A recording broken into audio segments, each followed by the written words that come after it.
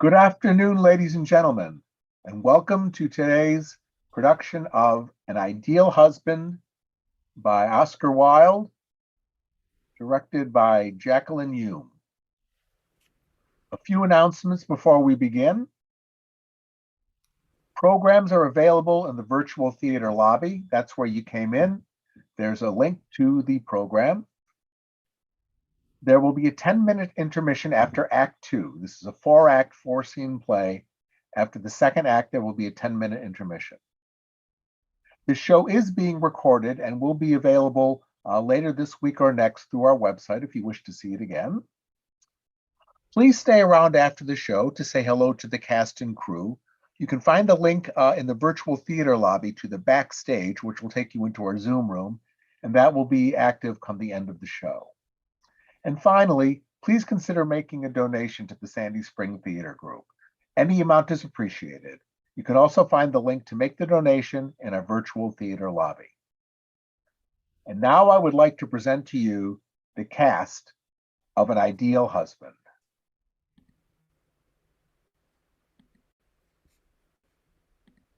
Hello, I'm Bob Rosenberg playing Lord Caversham. I'm Dan Hubble. I'll be playing Lord Goring. Hello, I'm Rocky Nunzio. I will be playing Sir Robert Chiltern. I'm Manuel Catlin. I'll be playing Vicomte de Nanjak, James, and Harold. My name is Hamza Alnagar. I will be playing Mr. Montfort, Phipps Butler, Mason the Butler, and the narrator. Hi, I'm Melanie Kirsten, and I'll be playing Lady Gertrude Chiltern. Hi, I'm Trisha Weiler-Pizarro, and I'll be playing Lady Markby. Hello, I'm Ariel Seidman-Joria. I'll be playing Lady Basildon.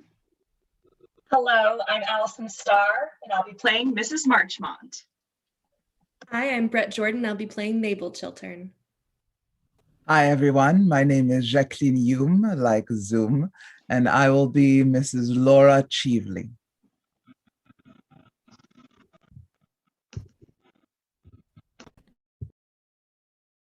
And now we present Part 1 of An Ideal Husband.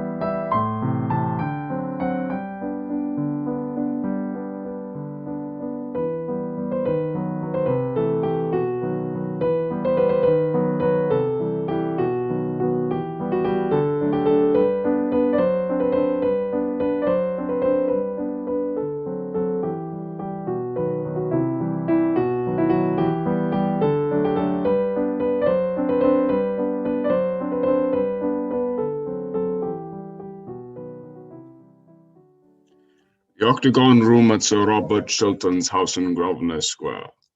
The room is brilliantly lighted and full of guests. At the top of the staircase stands Lady Chiltern, a woman of grave Greek beauty, about 27 years of age. She receives the guests as they come up. Over the well of the staircase hangs a great chandelier with wax lights which illuminate a large 18th century French tapestry representing the triumph of love from a design by Boucher that is stretched on the staircase wall. On the right is the entrance to the music room. The sound of a string quartet is faintly heard. The entrance on the left leads to the other reception rooms. Mrs. Marshman and Lady Basildon, two very pretty women, are seated together on a Louise sofa. They are types of exquisite fragility. Their affectation of manner has a delicate charm. Watteau would have loved to paint them. Going on to the Hot Locks tonight, Margaret? I suppose so. Are you? Yes. Horribly tedious parties they give, don't they? Horribly tedious. Never know why I go. Never know why I go anywhere. Oh, I come here to be educated. Oh, I hate being educated. Oh, so do I. It puts one almost on a level with the commercial classes, doesn't it? But dear Gertrude Chiltern is always telling me that I should have some serious purpose in life. So I come here to try to find one. I don't see anybody here tonight whom one could possibly call a serious purpose. The man who took me into dinner talked to me about his wife the whole time. Oh, how very trivial of him. Terribly trivial. What did your man talk about? About myself. Oh, and were you interested? Not in the smallest degree. What martyrs we are, dear Margaret. And how well it becomes of us, Olivia. Yes. Mr. and Lady Jane Barford, Lord Caversham. Good evening, Lady Chiltern. Has my good-for-nothing young son been here? I don't think Lord Goring has arrived yet. Why do you call Lord Goring good for nothing? Because he leads such an idle life. How can you say such a thing? Why, he rides in the Row at 10 o'clock in the morning, goes to the opera 3 times a week, changes his clothes at least 5 times a day, and dines out every night of the season. You don't call that leading an idle life, do you? You are a very charming young lady. How sweet of you to say that, Lord Caversham. Do come to us more often. You know we are always at home on Wednesdays, and you look so well with your star. I never go anywhere now. Sick of London society. Shouldn't mind being introduced to my own tailor. He always votes on the right side. But objects strongly to being sent down to dinner with my wife's milliner. Never could stand Lady Caversham's bonnets. Oh, I love London society. I think it has immensely improved. It is entirely composed now of beautiful idiots and brilliant lunatics. Just what society should be. Which is Goring, beautiful idiot or the other thing? I have been obliged for the present to put Lord Goring into a class quite by himself, but he is developing charmingly. Into what? I hope to let you know very soon, Lord Caversham. Lady Markby, Mrs. Shively. Good evening, dear Gertrude. So kind of you to let me bring my friend Mrs. Shively. Such charming women should always know each other. I think Mrs. Shively and I have met before. I did not know she had married a second time. Ah, nowadays people marry as often as they can, don't they? It is most fashionable. Dear Duchesson, how is the Duke? Brain still weak, I suppose? Well, that is only to be expected, is it not? His good father was just the same. There is nothing like a race, is there? But have we really met before, Lady Chiltern? I can't remember where. I've been out of England for so long. We were at school together, Mrs. Shively. Indeed? I have forgotten all about my school days. I have a vague impression that they were detestable. I am not surprised. Do you know, I am quite looking forward to meeting your clever husband, Lady Chiltern. Since he has been at the Foreign Office, he has been so much talked of in Vienna. They actually succeed in spelling his name right in the newspapers. That in itself is fame on the continent. I hardly think there'll be much in common between you and my husband, Mrs. Shively. Ah, cher madam, quelle surprise. I've not seen you since Berlin. Not since Berlin, Vicomte. 5 years ago. And you are younger and more beautiful than ever. How do you manage it? Well, by making it a rule only to talk to perfectly charming people like yourself. You flatter me. You butter me, as they say here. Do they say that here? How dreadful of them! Yes, they have a wonderful language. It should be more widely known.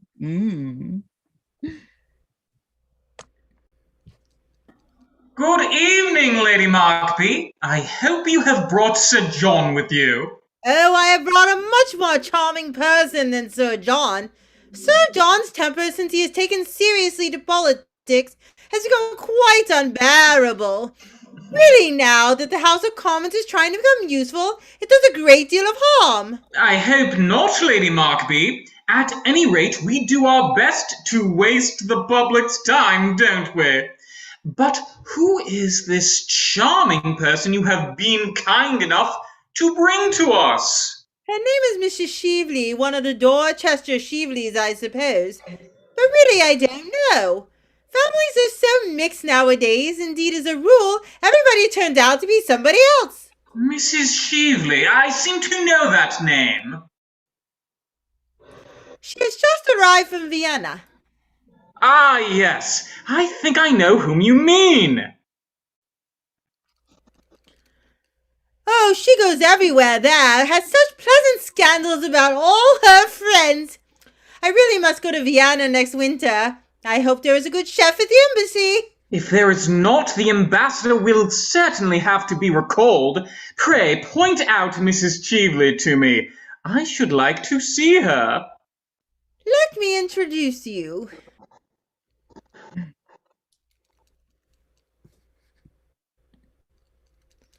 My dear, Sir Robert Chiltern is dying to know you. Oh. Everyone is dying to know. The brilliant Mrs. Shively, our attaches at Vienna, write to us about nothing else. Thank you, Sir Robert. An acquaintance that begins with a compliment is sure to develop into a real friendship. It starts in the right manner. And I find that I know Lady Chiltern already. Really? Yes. She has just reminded me that we were at school together. I remember it perfectly now. She always got the Good Conduct Prize. I have a distinct recollection of Lady Chiltern always getting the Good Conduct Prize. And what prizes did you get, Mrs. Shively? My prizes came a little later on in life. I don't think any of them were for good conduct. I forget. I'm sure they were for something charming. I don't know that women are always rewarded for being charming. I think they are usually punished for it. Certainly, more women grow old nowadays through the faithfulness of their admirers than through anything else. At least, that is the only way I can account for the terribly haggard look of most of your pretty women in London. What an appalling philosophy that sounds! To attempt to classify you, Mrs. Shively, I would be impertinence. But may I ask, at heart, are you an optimist or a pessimist? Those seem to be the only two fashionable religions left to us nowadays. Oh, I'm neither. Optimism begins with a broad grin, and pessimism ends with blue spectacles. Besides, they're both of them merely poses. You prefer to be natural. Sometimes. But it is such a difficult pose to keep up. What would those modern psychological novelists, of whom we hear so much, say to such a theory as that? Ah, the strength of women comes from the fact that psychology cannot explain us. Men can be analyzed. Women, merely adored. You think science cannot grapple with the problem of women? Oh, science can never grapple with the irrational. That is why it has no future before it in this world. And women represent the irrational. Well, well-dressed women do. I fear I could hardly agree with you there, but do sit down, and now tell me, what makes you leave your brilliant Vienna for our gloomy London? Or perhaps the question is indiscreet. Questions are never indiscreet. Answers sometimes are. Well, at any rate, may I know if it is politics or pleasure? Politics are my only pleasure. You see, nowadays, it is not fashionable to flirt till one is 40, or to be romantic till one is 45. So we poor women who are under 30, or say we are, have nothing open to us but politics or philanthropy. And philanthropy seems to me to have become the refuge of people who wish to annoy their fellow creatures. I prefer politics. I think they are more becoming A political life is a noble career. Sometimes. And sometimes it is a clever game, Sir Robert. And sometimes it is a great nuisance. Which do you find it? I? A combination of all three. Allow me. Thanks. But you have not yet told me what makes you honor London so suddenly. Our season is almost over. Oh, I don't care about the London season. It is too matrimonial. People are either hunting for husbands or hiding from them. I wanted to meet you. It is quite true. You know what a woman's curiosity is? Almost as great as a man's. I wanted immensely to meet you and to ask you to do something for me.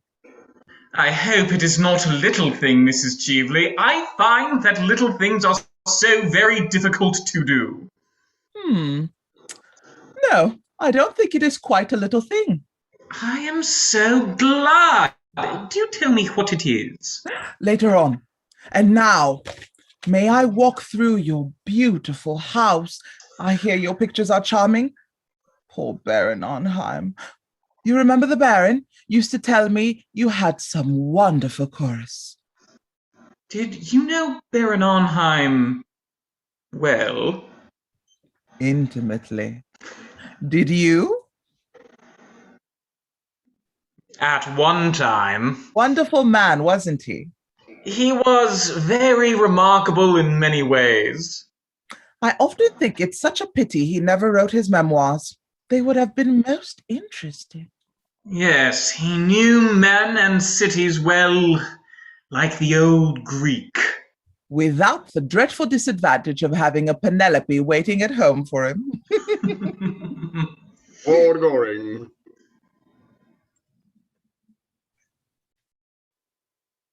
Good evening, my dear Arthur. Mrs. Cheveley, allow me to introduce you to Lord Goring, the idlest man in London. I have met Lord Goring before. I did not think you would remember me, Mrs. Cheveley. My memory is under admirable control. And are you still a bachelor? I believe so. How very romantic. Oh, I'm not at all romantic. I'm not old enough. I leave romance to my seniors. Lord Goring is the result of Boodle's Club, Mrs. Cheveley. He reflects every credit on the institution. May I ask, are you staying in London long? That depends. Partly on the weather, partly on the cooking, and partly on Sir Robert. You are not going to plunge us into a European war, I hope. There is no danger at present.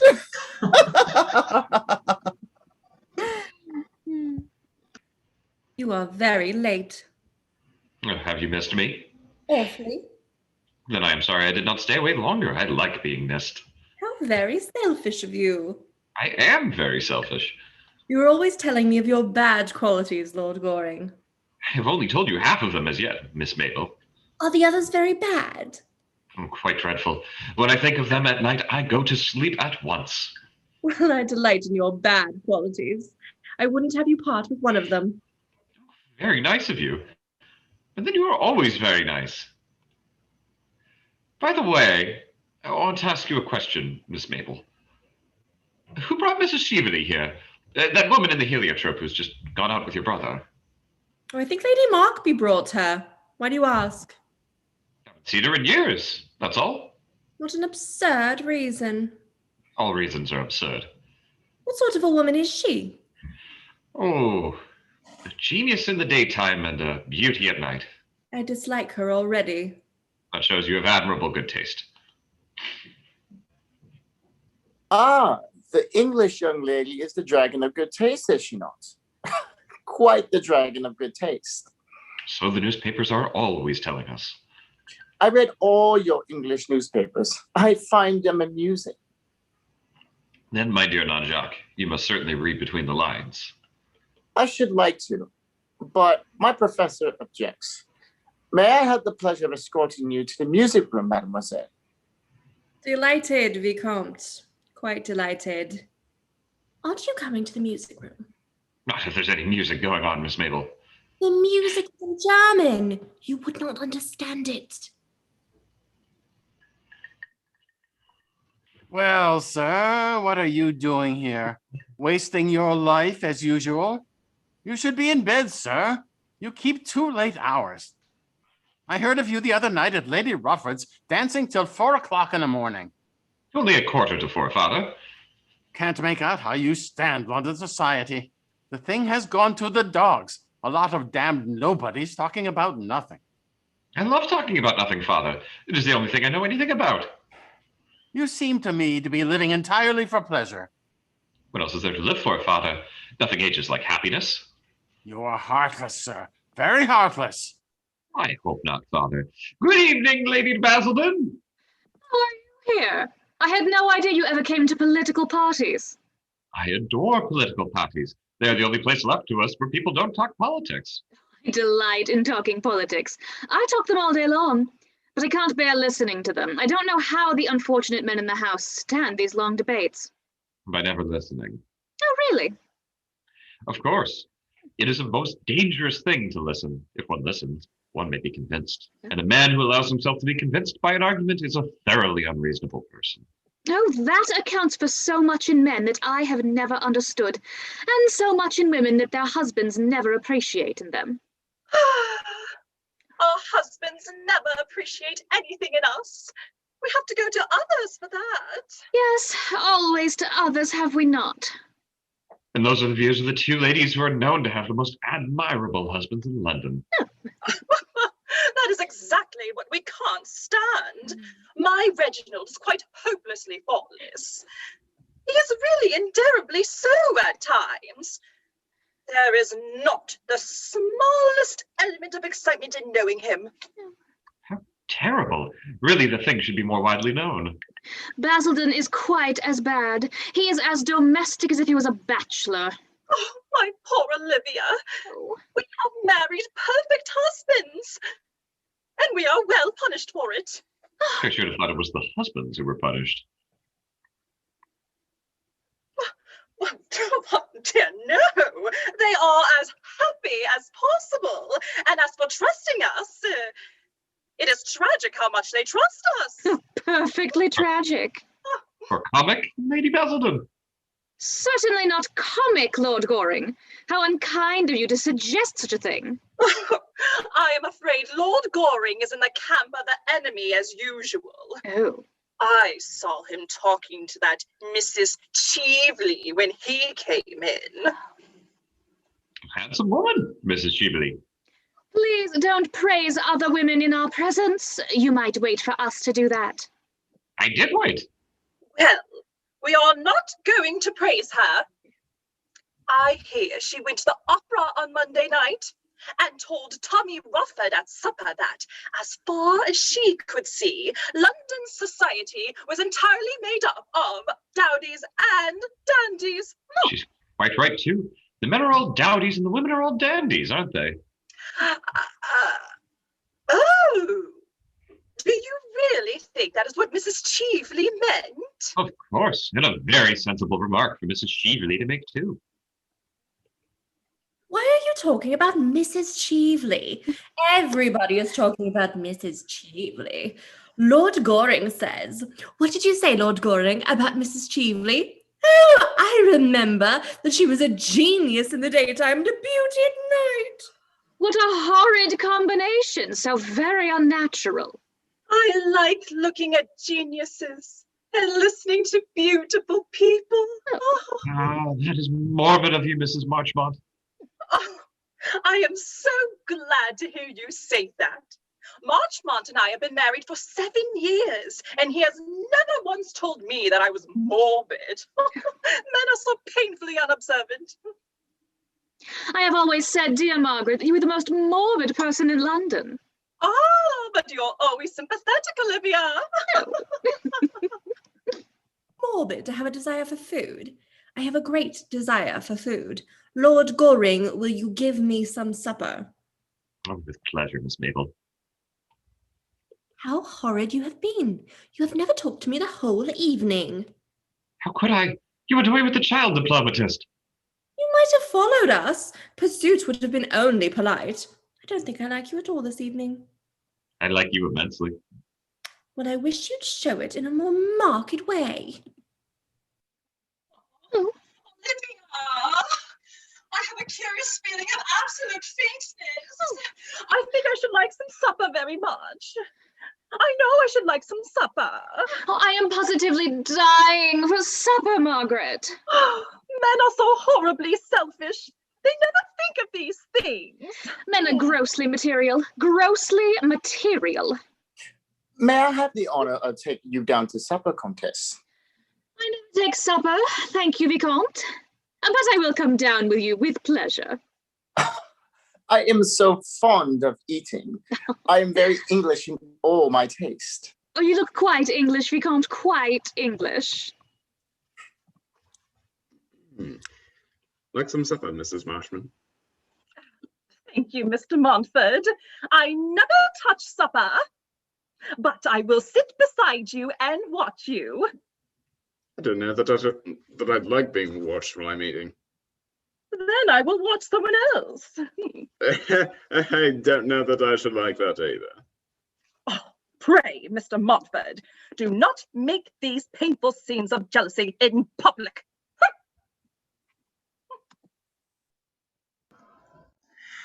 Are you going to any of our country houses before you leave England, Mrs. Cheveley?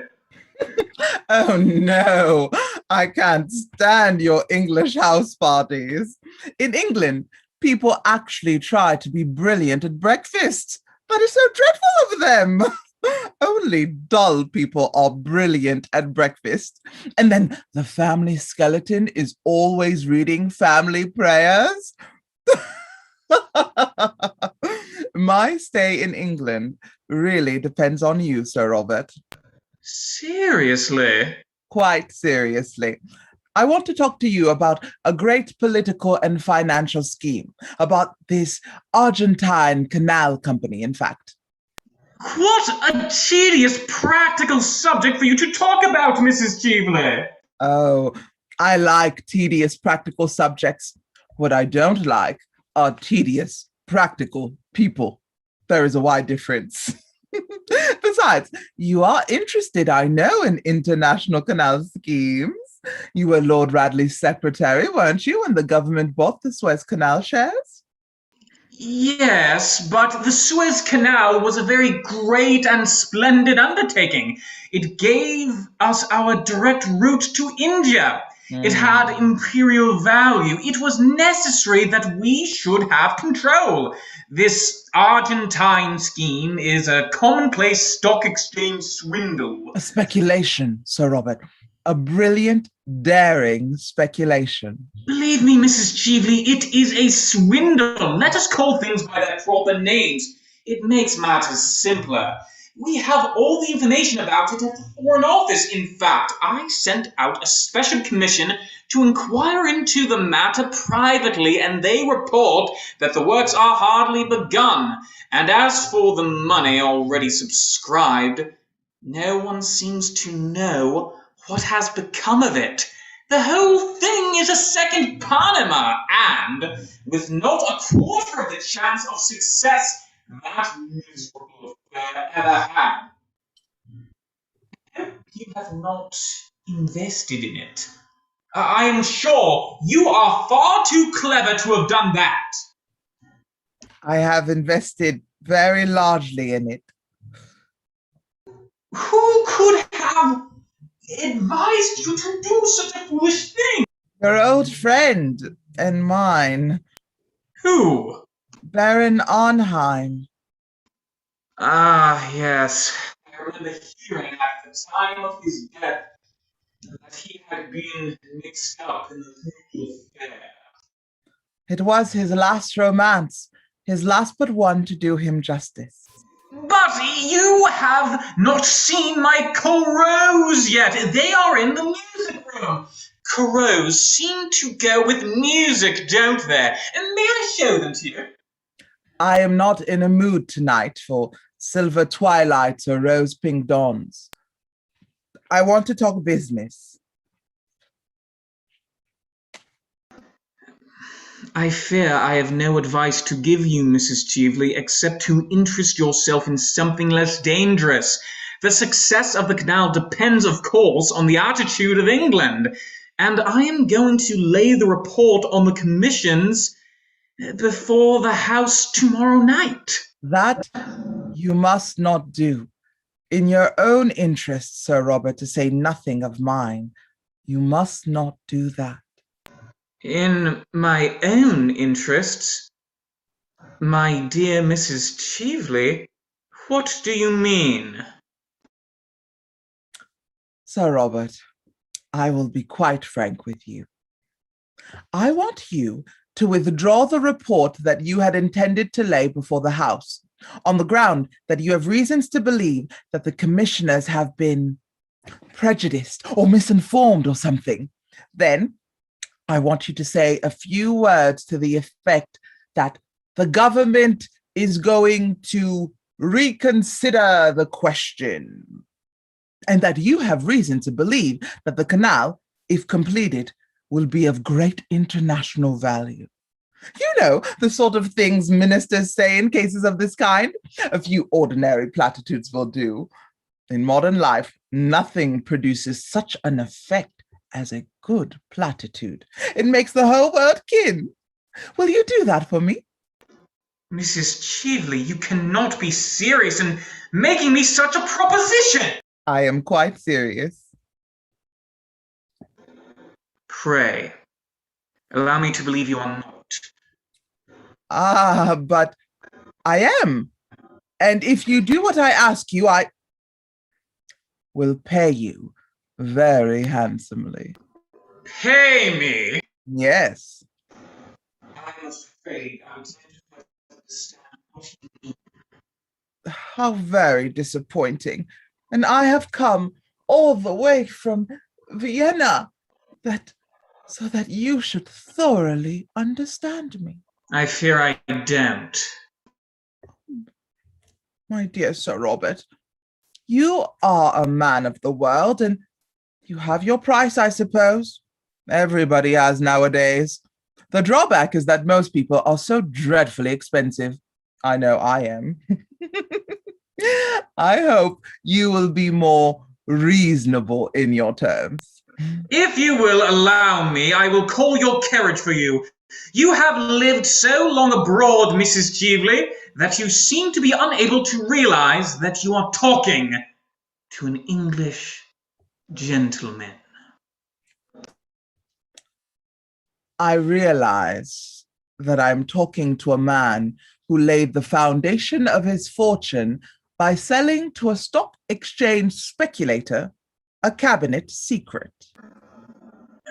What do you mean? I mean that I know the real origin of your wealth and your career, and I've got your letter too. Letter? What letter? The letter you wrote to Baron Arnheim when you were Lord Radley's secretary, telling the Baron to buy Suez Canal shares. A letter written 3 days before the government announced its own purchase. It is not true. You thought that letter had been destroyed? How foolish of you! It is in my possession. The affair to which you allude was no more than a speculation. The House of Commons had not yet passed the bill. It might have been rejected. It was a swindle, Sir Robert. Let us call things by their proper names. It makes everything simpler.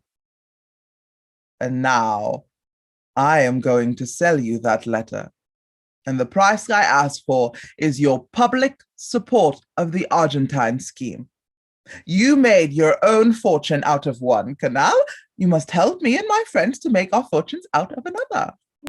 It is infamous what you propose! Infamous! Oh no! This is the game of life as we all have to play it, Sir Robert, sooner or later. I cannot do what you ask of me. You mean you cannot help doing it? You know you are standing on the edge of a precipice, and it is not for you to make terms, it is for you to accept them. Supposing you refuse... What then? My dear Sir Robert, what then? Why, you are ruined, that is all. Remember to what a point your Puritanism in England has brought you. In old days, nobody pretended to be a bit better than his neighbors. In fact, to be a bit better than one's neighbor was considered excessively vulgar and middle class. Nowadays, with our modern mania for morality, everyone has to pose as a paragon of purity, incorruptibility, and all the other 7 deadly virtues. And what is the result? You all go over like 9-pins, one after the other and the other. Not a year passes in England without somebody disappearing. Scandals used to lend charm, or at least interest, to a man. Now they crush him. And yours is a very nasty scandal. You couldn't survive it. If it were known that as a young man, secretary to a great and important minister, you sold a cabinet secret for a large sum of money, and that was the origin of your wealth and career, you should be hounded out of life. You would disappear completely. And after all, Sir Robert, why should you sacrifice your entire future rather than deal diplomatically with your enemy? For the moment, I am your enemy. I admit it. And I am much stronger than you are. The big battalions are on my side. You have a splendid position, but it is your splendid position that makes you so vulnerable. You can't defend it. And I am in attack. Of course, I've not talked to you about morality. You must admit in fairness that I have spared you that. Years ago, you did a clever, unscrupulous thing. It turned out a great success. You owe it to your fortune and position, and now you have got to pay for it. Sooner or later, we all have to pay for what we do. You have to pay now. Before I leave you tonight, you have got to promise me to suppress your report and to speak to the House in favor of the scheme. What you ask is impossible. You must make it possible. You are going to make it possible. Sir Robert, you know what your English newspapers are like. Suppose that when I leave this house, I drive down to some newspaper office and give them this scandal and the proofs of it. Think of the loathsome joy, of the delight they would have in dragging you down, of the mud and mire they would plunge you in. Think of the hypocrite with his greasy smile, penning his leading article and arranging the foulness of the public placard. Stop! You want me to withdraw the report and to make a short speech stating that I believe there are possibilities in the scheme. Those are my terms. I will give you any sum of money you want. Even you are not rich enough, Sir Robert, to buy back your past. No man is. I will not do what you ask me! I will not! You have to. If you don't... Wait a moment. What did you propose? You said you would give me back my letter, didn't you? Yes, that is agreed. I will be in the ladies' gallery tomorrow night at 11:30. If by that time, and you will have had heaps of opportunity, you have made an announcement to the house in the terms I wish, I shall hand you back your letter with the prettiest thanks and the best, or at any rate the most suitable, compliment I can think of. I intend to play quite fairly with you. One should always play fairly when one has the winning cards. The Baron taught me that, amongst other things. You must let me have some time to consider your proposal. No, you must settle now. Give me a week! 3 days! Impossible! I have got to telegraph to Vienna tonight. My God! What brought you into my life? Circumstances. Don't go! I consent. The report shall be withdrawn. I will arrange a question to be put to me on the subject. I knew we should come to an amicable agreement. I understood your nature from the first. I analyzed you, though you did not adore me. And now you can get my carriage for me, Sir Robert. I feel the... Oh, I see the people coming up from supper. An Englishman always get romantic after a meal, and that bores me dreadfully. Well, dear Mrs. Shively, I hope you've enjoyed yourself. Sir Robert is very entertaining, is he not? Most entertaining. I have enjoyed my talk with him immensely.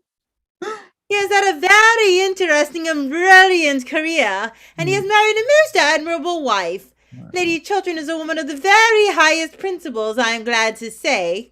I am a little too old now myself to trouble about setting a good example, but I always admire people who do. And Lady Chiltern has a very ennobling effect on life, though her dinner parties are rather dull sometimes. But one can't have everything, can one? And now I must go, dear. Shall I call for you tomorrow? Thanks. We might have a drive in the park at 5. Everything looks so fresh in the park now. Except the people. Perhaps the people are a little jaded. I have often observed that as the season as it goes on produces a kind of softening of the brain. However, I think anything is better than the high intellectual pressure. That is the most unbecoming thing there is. It makes the noses of the young girls so particularly large.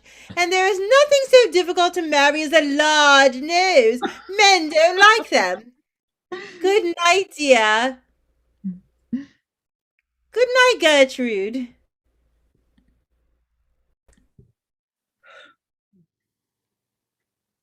What a charming house you have, Lady Chiltern. I have spent a delightful evening. It has been so interesting getting to know your husband. Why did you wish to meet my husband, Mrs. Cheveley? Oh, I will tell you. I wanted to interest him in this Argentine canal scheme, of which I dare say you have heard. And I found him most susceptible. Susceptible to reason, I mean. A rare thing in a man. I converted him in 10 minutes. He's going to make a speech in the House tomorrow night in favor of the idea. We must go to the ladies' gallery and hear him. It will be a great occasion. There must be some mistake. And that scheme could never have my husband's support. Oh, I assure you, it's all settled. I don't regret my tedious journey from Vienna now. It has been a great success. Oh. But of course, for the next 24 hours, the whole thing is a dead secret. A secret? Between whom? Between your husband and myself. Your carriage is here, Mrs. Cheveley. Thanks. Good evening, Lady Chiltern. Hmm. Good night, Lord Goring. I am at Claridge's. Don't you think you might leave a card? If you wish it, Mrs. Cheveley. Oh, don't be so solemn about it, or I shall be obliged to leave a card on you. In England, I suppose that would hardly be considered en règle. Abroad, we are more civilized. Will you see me down, Sir Robert? Now that we both have the same interests at heart, we shall be great friends, I hope. She sails out on Sir Robert Chiltern's arm. Lady Chiltern goes to the top of the staircase and looks down at them as they descend. What a horrid woman. You should go to bed, Miss Mabel. Lord Goring! My father told me to go to bed an hour ago. I don't see why I shouldn't give you the same advice. You always pass on good advice. It's the only thing to do with it. Good advice is of no use to oneself. Lord Goring, you are always ordering me out of the room. I think it most courageous of you, especially as I am not going to bed for hours. You can come and sit down if you like, and talk about anything in the world, except the Royal Academy, Mrs. Cheveley, or novels in Scotch dialect. They are not improving subjects. What is this? Someone has dropped a diamond brooch. Quite beautiful, isn't it? I wish it was mine, but Gertrude won't let me wear anything but pearls, and I'm thoroughly sick of pearls. They make one look so plain, so good, and so intellectual. I wonder whom the brooch belongs to. I wonder who dropped it. It is a handsome brooch. It is a handsome bracelet. It isn't a bracelet, it's a brooch. It can be used as a bracelet.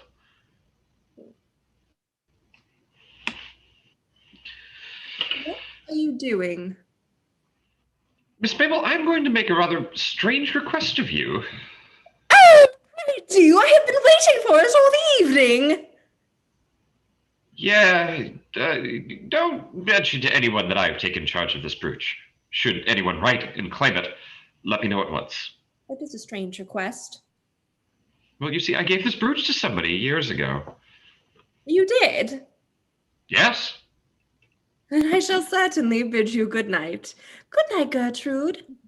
Good night, dear. You saw whom Lady Markby brought here tonight? Yes, it was an unpleasant surprise. What did she come here for? Apparently to try to lure Robert to uphold some fraudulent scheme in which she is interested. The Argentine Canal, in fact. She has mistaken her man, hasn't she? She is incapable of understanding an upright nature like my husband's. Yes, I should fancy she came to grief if she tried to get Robert into her toils. It is extraordinary what astounding mistakes clever women make. I don't call women of that kind clever. I call them stupid. Same thing often. Good night, Lady Chiltern. Good night.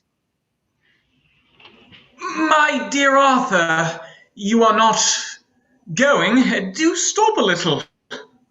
Afraid I can't, thanks. I have promised to look in on the Hot Lunks. I believe they've got a mauve Hungarian band that plays mauve Hungarian music. See you soon. Bye.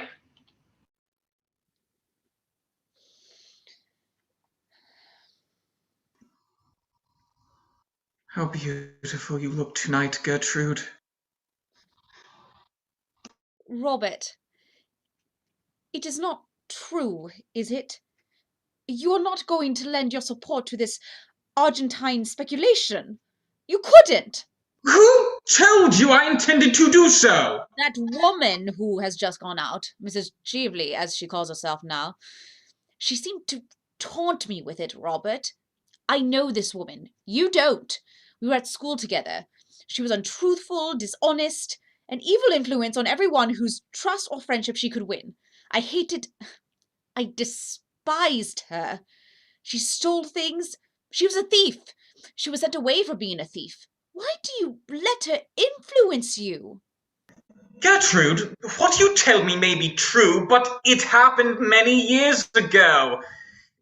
It is best forgotten. Mrs. Cheveley may have changed since then. No one should be entirely judged by their past. One's past is what one is. It is the only way by which people should be judged. That is a hard saying, Gertrude. It is a true saying, Robert. And what did she mean by boasting that she had got you to lend your support, your name, to a thing I have heard you describe as the most dishonest and fraudulent scheme there has ever been in political life? I was mistaken in the views I took. We all make mistakes. You told me yesterday that you had received the report from the commission and that it entirely condemned the whole thing.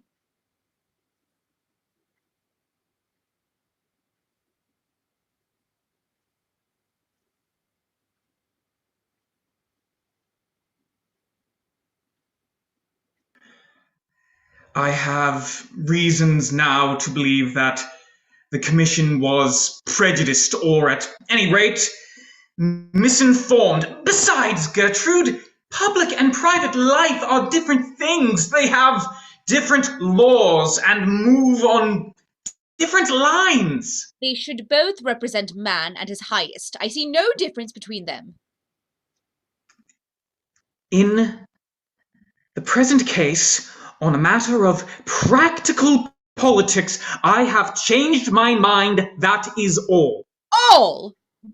Yes. Robert! Oh! It is horrible that I should have to ask you such a question.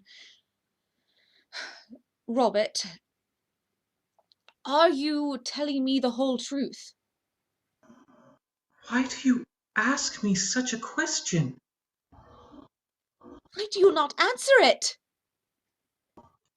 Gertrude, truth is a very complex thing, and politics is a very complex business.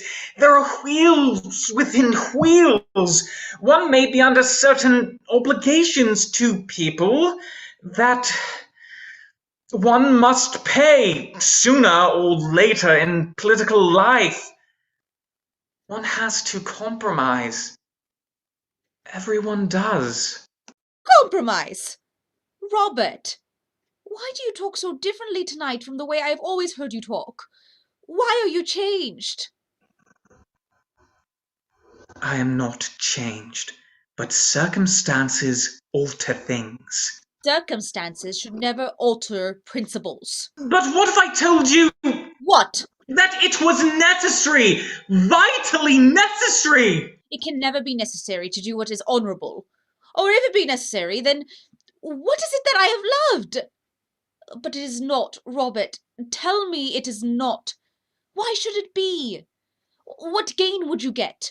Money? We have no need of that. And money that comes from a tainted source is a degradation. Power? But power is nothing in itself. It is power to do good that is fine. That and only that. What is it then? Robert, tell me, why are you going to do this dishonourable thing? Gertrude, you have no right to use that word. I told you it was a question of rational compromise. It is no more than that. Robert, that is all very well for other men, men who treat life simply as a sordid speculation. But not for you, Robert, not for you. You are different. All your life you have stood apart from others. You have never let the world soil you. To the world, as to myself, you have been an ideal, always. Oh, be that ideal still, that great inheritance throw not away. That tower of ivory do not destroy. Robert, men can love what is beneath them, things unworthy, stained, dishonoured. We women worship when we love.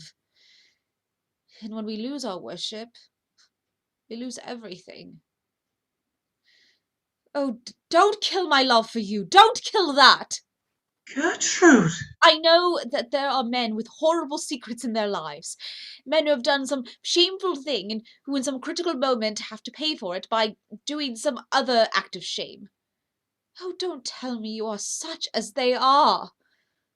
Robert, is there in your life any secret dishonour or disgrace? Tell me at once that... That what? that our lives may drift apart. Drift apart? That they may be entirely separate. It would be better for us both. Gertrude, there is nothing in my past life that you might not know. I was sure of it, Robert. I was sure of it. But why did you say those dreadful things? Things so unlike your real self. Don't let us ever talk about the subject again. You will write, won't you, to Mrs. Cheveley and tell her that you cannot support this scandalous scheme of hers? If you have given her any promise, you must take it back. That is all. Must I write and tell her that? Surely, Robert. What else is there to do? I might see her personally. It would be better. You must never see her again, Robert. She is not a woman you should ever speak to. She's not worthy to talk to a man like you. No, you must write to her at once. Now, this moment, and let your letter show her that your decision is quite irrevocable. Right this moment? Yes. But it is so late. It is close to 12. That makes no matter.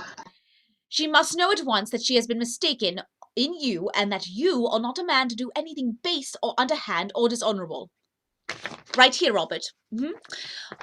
Write that you decline to support this scheme of hers, as you hold it to be a dishonest scheme. Yes. Write the word dishonest. She knows what that word means.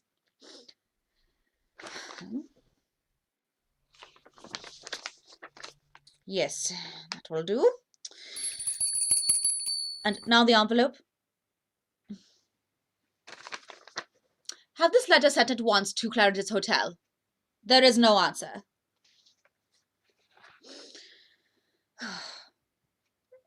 Robert, love gives one an instinct to things. I feel tonight that I have saved you from something that might have been a danger to you, from something that might have made men honor you less than they do. I don't think you realize sufficiently, Robert, that you have brought into the political life of our time a nobler atmosphere, a finer attitude towards life, a freer air, purer aims, and higher ideals. I know it. And for that, I love you, Robert. Love me always, Gertrude. Love me always. I will love you always, because you will always be worthy of love. We needs must love the highest when we see it.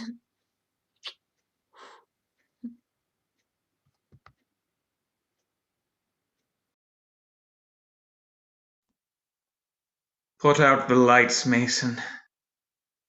Put out the lights.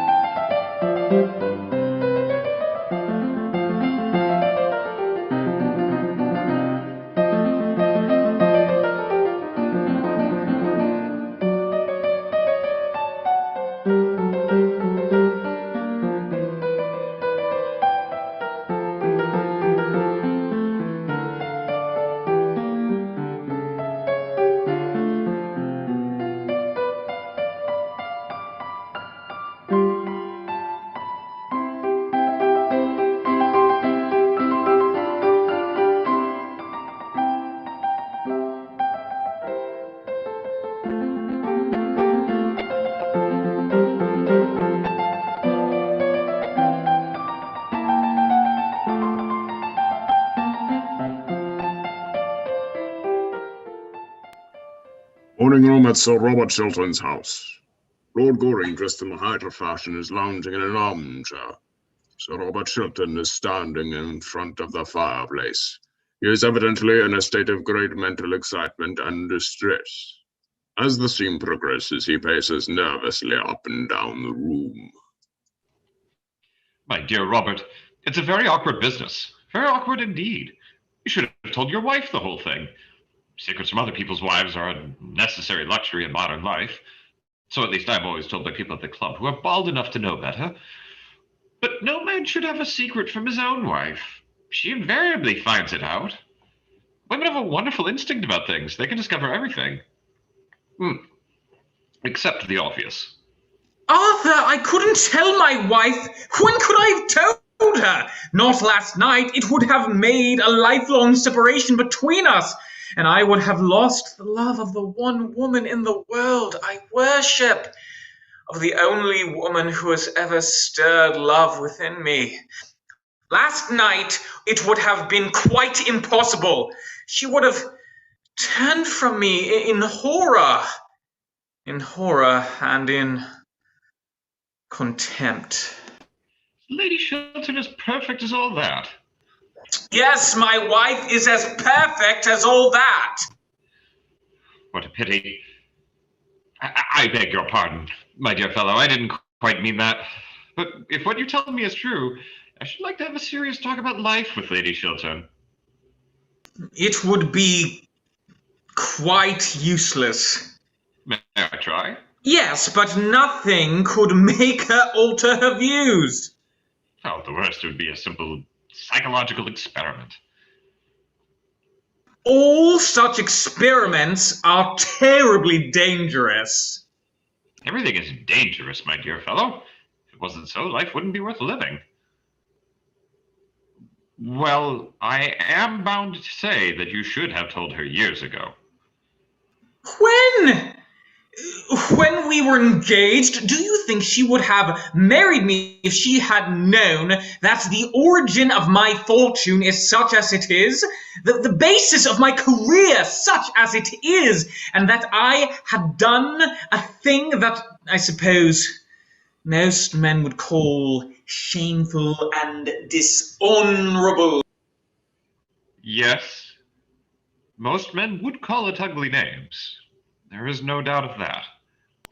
Men who every day do something of the same kind themselves. Men who, each one of them, have worse secrets in their own lives. That is the reason they are so pleased with... I apologize. I appear to be a little stricken with the revelation here.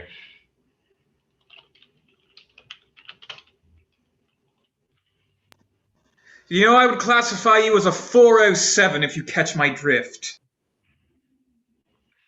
It's really more of a 404 when you get down to it. Yes, I suppose you're right. You were saying? If you'll please excuse me for one moment. My God, Arthur! In my time of need, you leave me to do God knows what.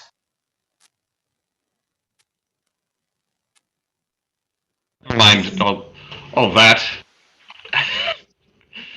Arthur, come into Wait, the excuse room! me. There you are!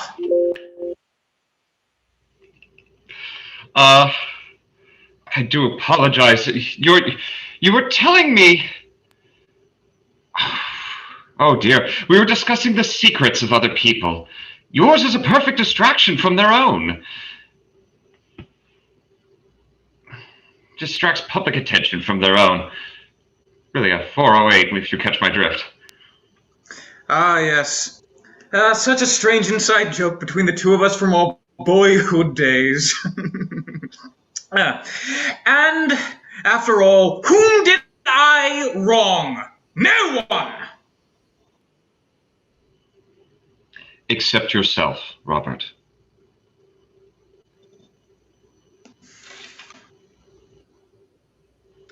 Of course. I had private information about a certain transaction contemplated by the government of the day, and I acted on it. Private information is practically the source of every modern fortune. Public scandal invariably the result. Arthur, do you think that what I did nearly 18 years ago should be brought up against me now? Do you think it is fair that a man's whole career should be ruined for a fault done in one's boyhood almost? I was 22 at the time, and I had the double misfortune of being well born and poor. Two unforgivable things nowadays. Is it fair that the folly, the sin of one's youth, if men choose to call it a sin, should wreck a career like mine? Should place me in the pillory, should shatter all that I have worked for, all that I have built up? Is it fair, Arthur? Life is never fair, Robert. Perhaps it is a good thing for most of us that it is not. Every man of ambition has had to fight his century with its own weapons. What this century worships is wealth. The god of this century is wealth. To succeed, one must have wealth. At all costs, one must have wealth. You're underrating yourself, Robert. Believe me, without wealth, you could have succeeded just as well. When I was old, perhaps, when I had lost my passion for power, or could not use it, when I was tired, worn out, disappointed, I wanted my success when I was young. Youth is the time for success. I couldn't wait. Well, you've certainly had your success while you are still young. No one in our day has had such brilliant success. Under Secretary for Foreign Affairs at the age of 40. It's good enough for anyone, I should think. And if it is all taken away from me now, if I lose everything over a horrible scandal, if I am hounded from public life. Robert, how could you have sold yourself for money? I did not sell myself for money. I bought my success at a great price. That is all. Yes, you certainly have paid a great price for it. But what first made you think of doing such a thing? Baron Arnheim. Damned scoundrel. No! He was a man of a most subtle and refined intellect, a man of culture, charm, and distinction. One of the most intellectual men I ever met. For a gentlemanly fool any day. There's more to be said for stupidity than people imagine. Personally, I have a great admiration for stupidity. It is a sort of fellow feeling. But how did he do it? Tell me the whole thing. One night, after dinner, at Lord Radley's, the Baron began talking about success in modern life as something that one could reduce to an absolutely definite science. With that wonderfully fascinating, quiet voice of his, he expounded to us the most terrible of philosophies, the philosophy of power. Preached to us the most marvelous of gospels, the gospel of gold. I think he saw the effect he had produced on me. For some days afterwards, he wrote and asked me to come and see him. He was living then in Park Lane in the house Lord Walcombe has now. I remember so well how, with a strange smile on his pale, curved lips, he led me through his wonderful picture gallery, showed me his tapestries, his animals, his jewels, his carved ivories, made me wonder at the strange loveliness of the luxury in which he lived, and then told me that luxury was nothing but background, a painted scene in a play, and that power over other men, power over the world, was the one thing in life worth having, the one supreme pleasure worth knowing, the one joy one never tired of. And that in our century, only the rich possessed it. Thoroughly shallow creed. I didn't think so then. I don't think so now. Wealth has given me enormous power, and it gave me at the very outset of my life freedom. And freedom is everything.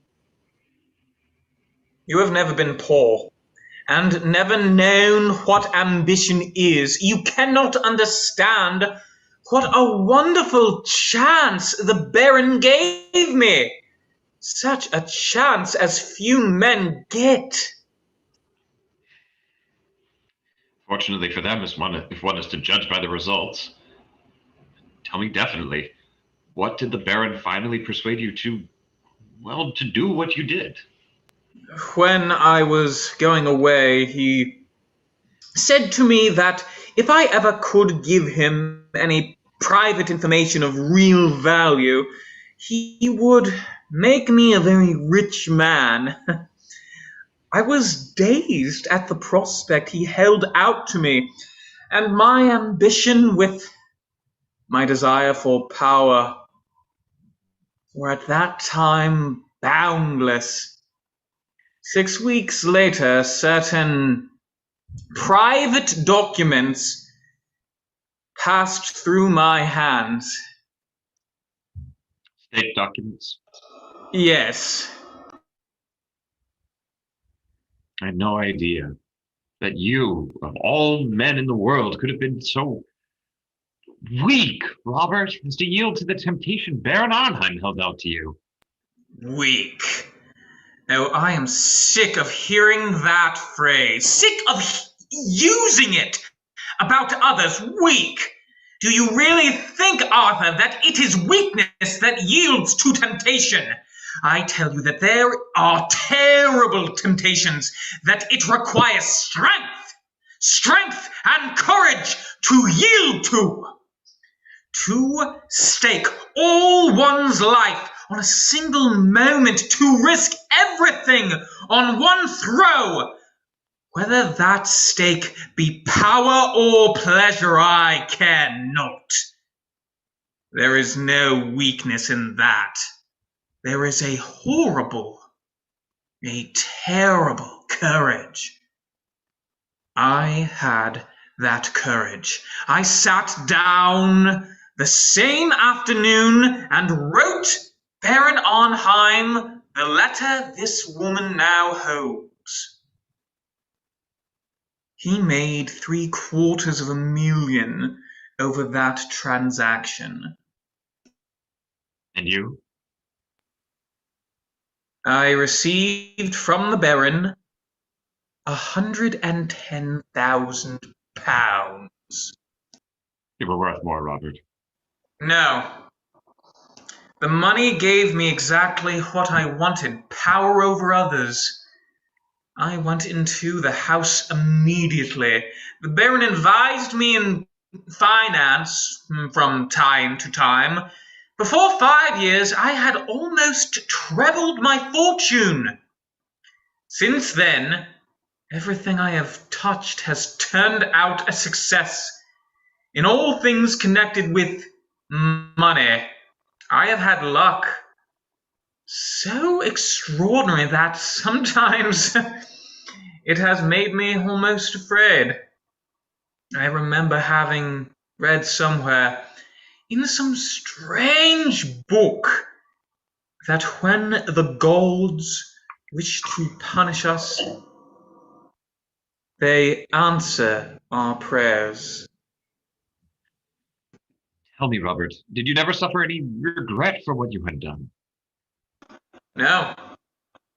I felt that I had fought the century with its own weapons, and I won. Thought you had won. I thought so.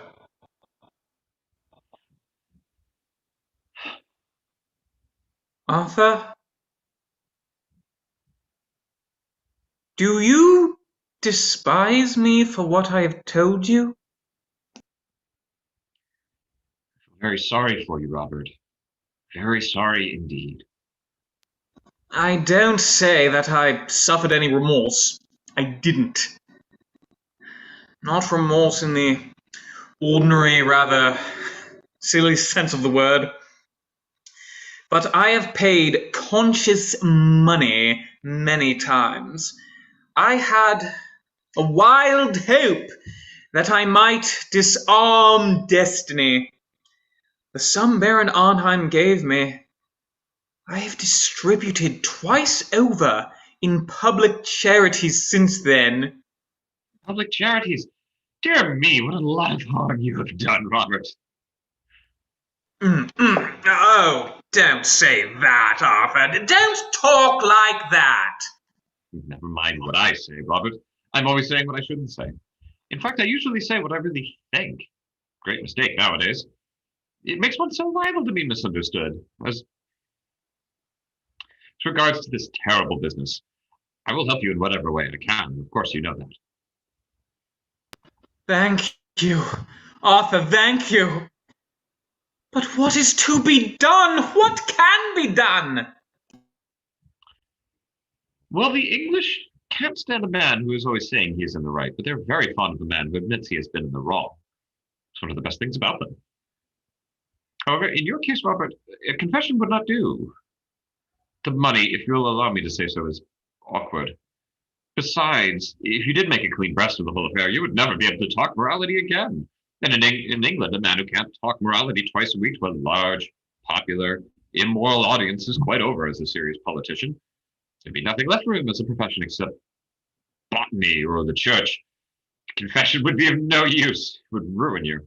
It would ruin me, Arthur, that the only thing for me to do now is to fight the thing out! I was waiting for you to say that, Robert. It is the only thing to do now. And you must begin by telling your wife the whole story. That I will not do! Oh, Robert, believe me, you are wrong. I couldn't do it. It would kill her love for me.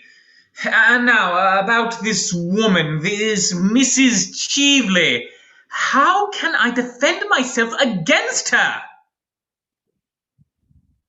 You knew her before, Arthur, apparently. Yes. Did you know her... well... Little I got engaged to her, but to be married to her once, when I was staying at the Tenbys. The affair lasted for 3 days, nearly. Why was it broken off? Oh, I forget. At least it makes no matter. By the way, have you tried her with money? She used to be confoundedly fond of money. I offered her any sum she wanted. She refused. Then the marvelous gospel of gold does break down sometimes. The rich can't do everything, after all. Not everything, I suppose. You are right, Arthur.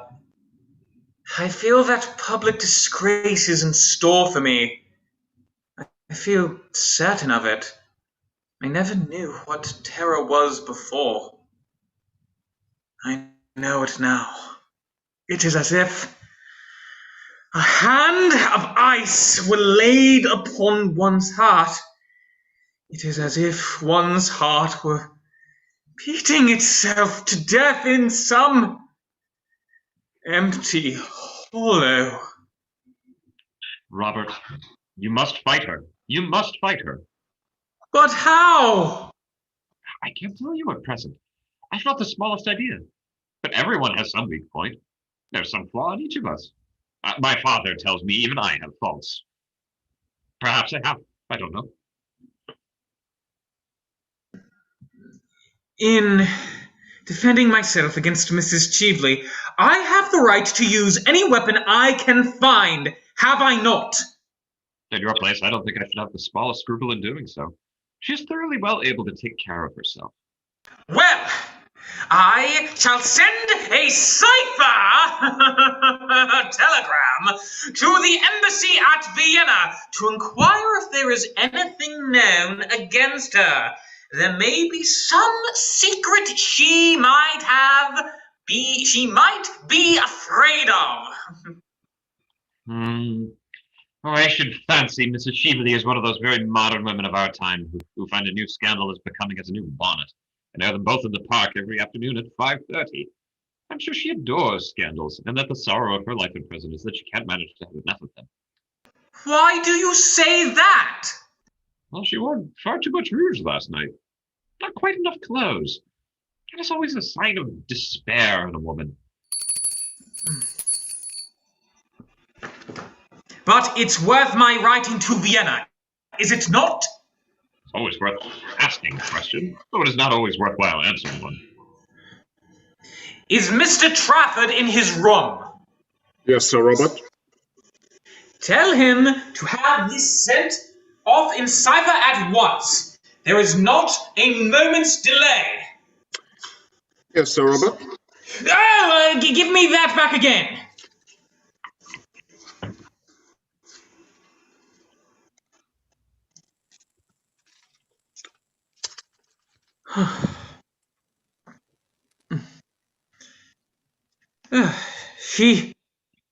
Arthur? Yes. I don't like the new bell, Arthur. What was I saying, Arthur? Oh yes. She must have had some curious hold over Baron Arnheim. I wonder what it was. I wonder. I will fight her to the death, as long as my wife knows nothing! Oh, fight in any case, in any case! If my wife found out, there would be little left to fight for. Well, as soon as I hear from Vienna, I shall let you know the result.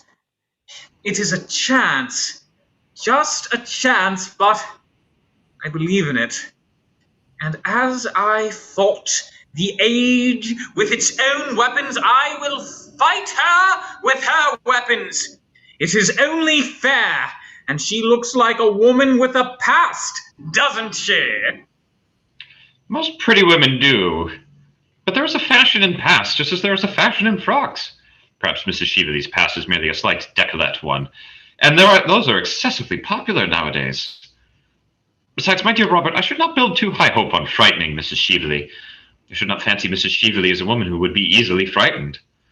She has survived all her creditors, and she shows a wonderful presence of mind. Oh, I live on hopes now. I clutch at every chance. I feel like a man on a ship that is sinking. The water is round my feet, and the very air is bitter with storm. Hush! I hear my wife's voice.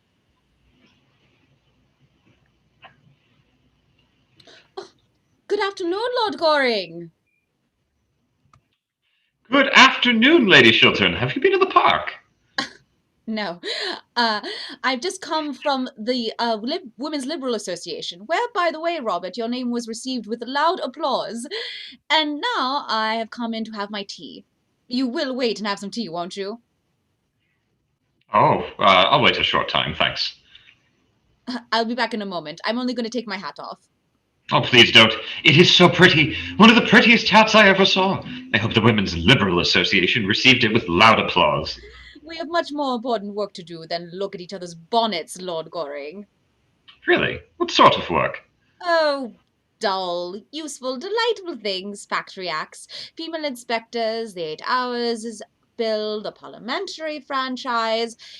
Everything, in fact, that you would find thoroughly uninteresting. And never bonnets. Never bonnets, never.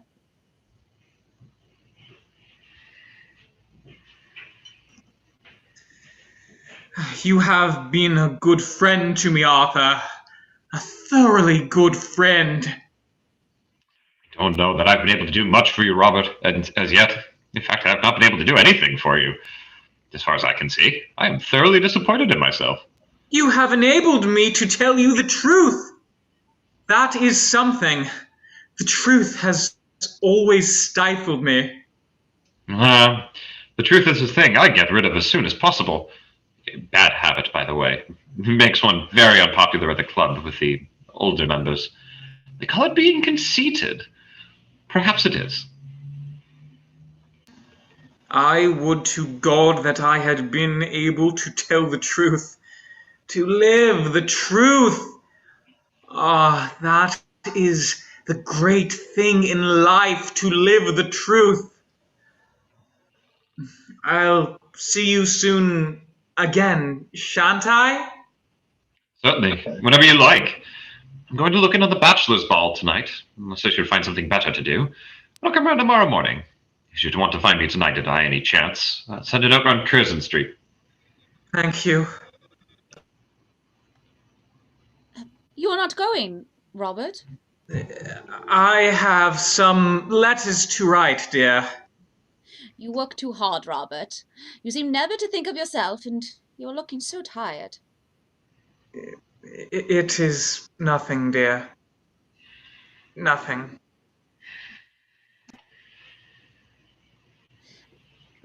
Do sit down. I'm so glad you've called. I want to talk to you about... well, not about bonnets, or the Women's Liberal Association. You take far too much interest in the first subject and not nearly enough in the second. Really? Yes, you've guessed About it. Mrs. Jeevely.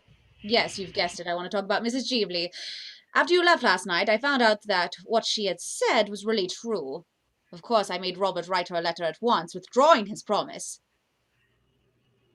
So he gave me to understand. Who kept it would have been the first stain on a career that has been stainless always. Robert must be above reproach. He is not like other men. He cannot afford to do what other men do. Don't you agree with me? You are Robert's greatest friend. You are our greatest friend, Lord Goring. No one except myself knows Robert better than you do. He has no secrets from me, and I don't think he has any from you. He certainly has no secrets from me. At least I don't think so. Then, am I not right in my estimate of him? I know I am right, but speak to me frankly. Quite frankly? Surely, you have nothing to conceal, have you? Oh, nothing. But my dear Lady Shilton, I think, if you will allow me to say so, that in practical life... Of which you know so little, Lord Goring. Of which I know nothing by experience, though I know something by observation. I think that in practical life, there's something about success.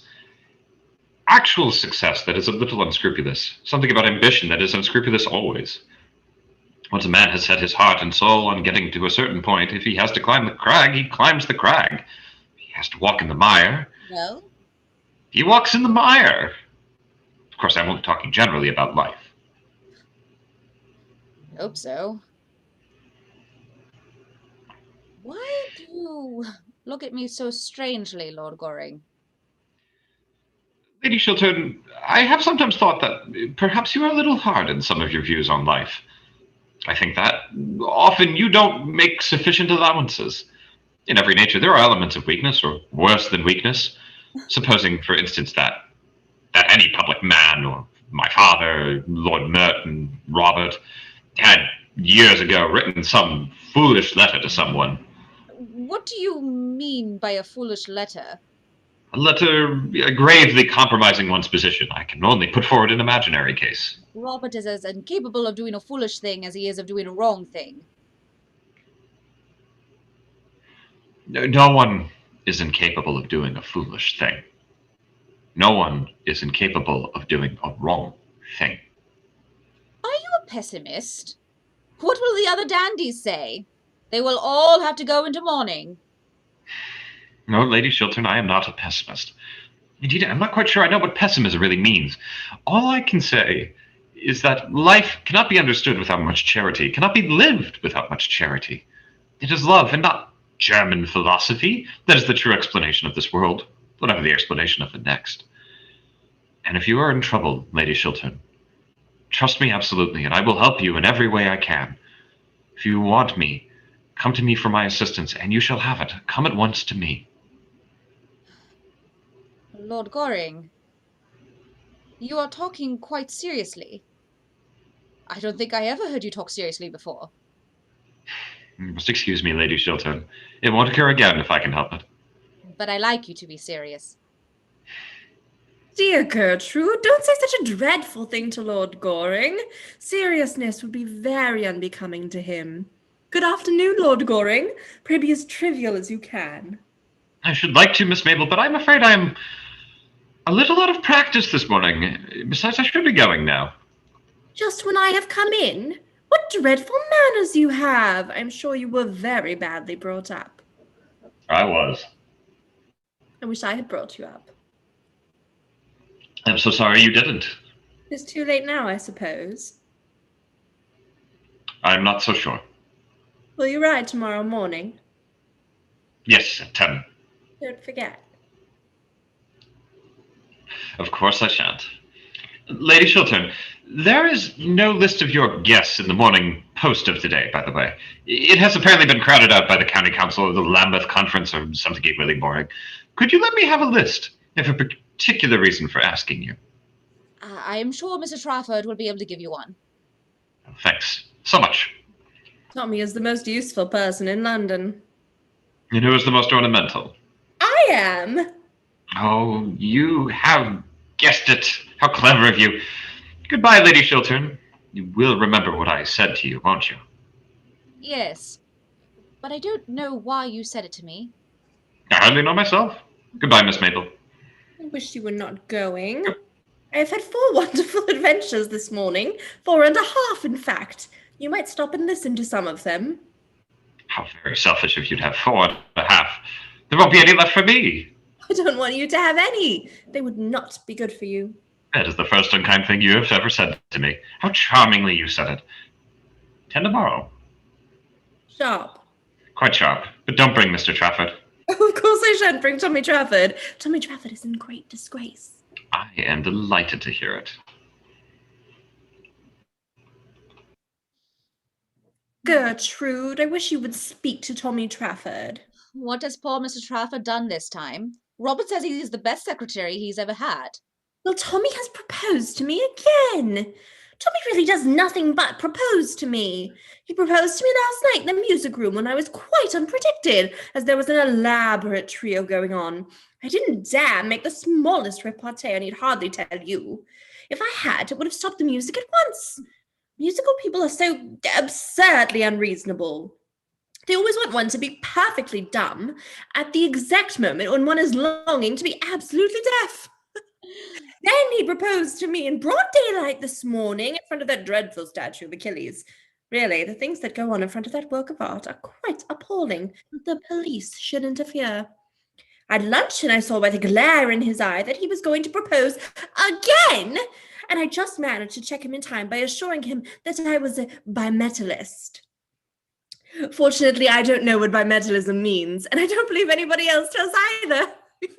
But the observation crushed Tommy for 10 minutes. He looked quite shocked. And then Tommy is so annoying in the way he proposes. If he proposed at the top of his voice, I should not mind so much. That might produce some effect on the public. but he does it in a horrid confidential way. Until he wants to be romantic, he talks to one just like a doctor. I'm very fond of Tommy, but his methods of proposing are quite out of date. I wish, Gertrude, you would speak to him and tell him that once a week is quite often enough to propose to anyone, and that it should always be done in a manner that attracts some attention. Yeah, Mabel, don't talk like that. Besides, Robert thinks very highly of Mr. Trafford. He believes he has a brilliant future before him. Oh, I wouldn't marry a man with a future before him for anything under the sun. Mabel! I know, dear. You married a man with a future, didn't you? But then Robert was a genius, and you have a noble, self-sacrificing character. You can stand geniuses. I have no character at all, and Robert is the only genius I could ever bear. As a rule, I think they are quite impossible. Geniuses talk so much, don't they? Such a bad habit. And they are always thinking about themselves when I want them to be thinking about me. I must go round now and rehearse at Lady Basildon's. You remember we are having tableau, don't you? The triumph of something. I don't know what. I hope it will be the triumph of me. And the triumph I'm really interested in at present.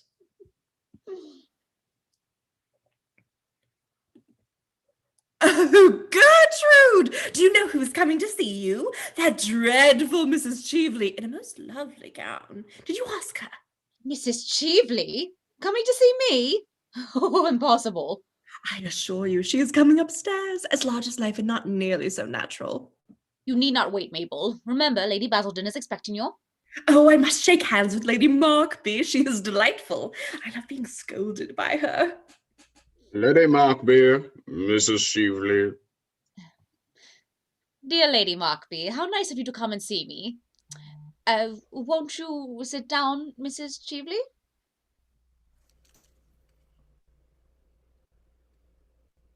Thanks. Isn't that Miss Chilton? I should like so much to know her. Mabel, Mrs. Cheveley wishes to know you. I thought your frock so charming last night, Miss Chilton. So simple and suitable. Really? I must tell my dressmaker. It will be such a surprise to her. Goodbye, Lady Markby. Going already? I am so sorry, but I am obliged to. I am just off to rehearsal. I have got to stand on my head in some tableau. On your head, child? Oh, I hope not. I believe it is most unhealthy. But it is for an excellent charity, in aid of the undeserving, the only people I am really interested in. I am the secretary, and Tommy Trafford is treasurer. And what is Lord Goring? Oh, Lord Goring is president. The post should suit him admirably.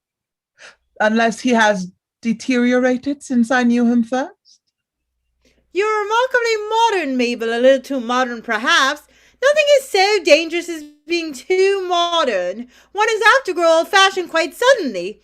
I have known many instances of it. What a dreadful prospect.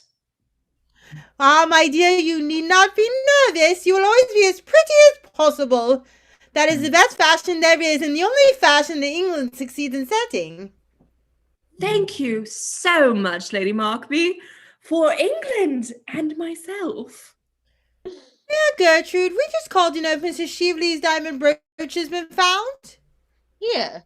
Yes, I missed it when I got to Claridge's, and I thought I might possibly have dropped it here. I've heard nothing about it, but I will send for the butler and ask. Oh, pray don't trouble, Lady Chilton. I dare say I lost it at the opera before we came on here.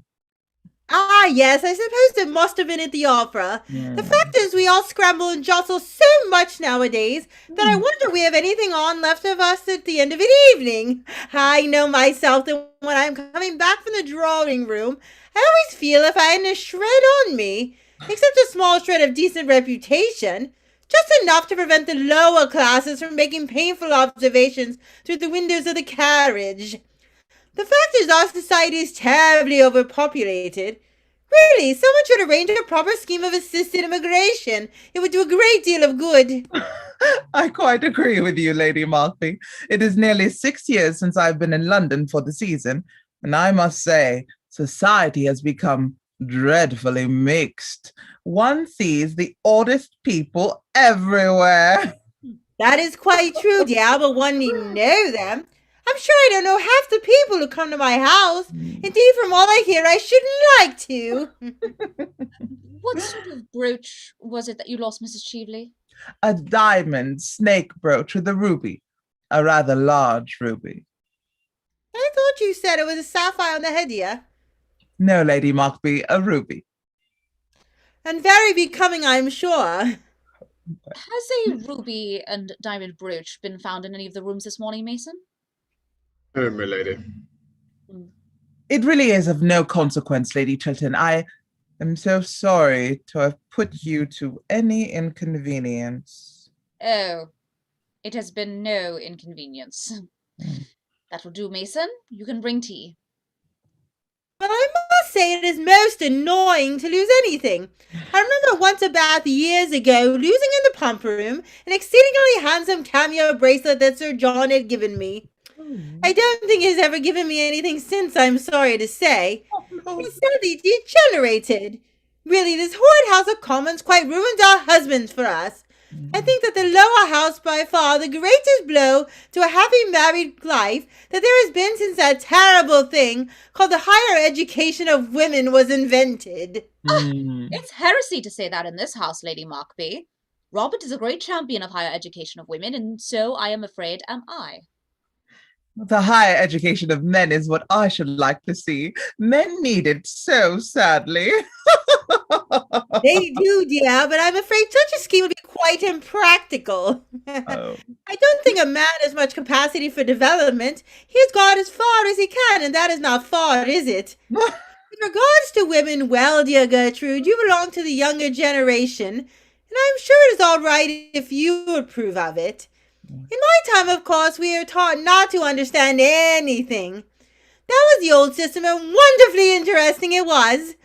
I assure you that the amount of things I and my poor dear sister were taught to understand was quite extraordinary.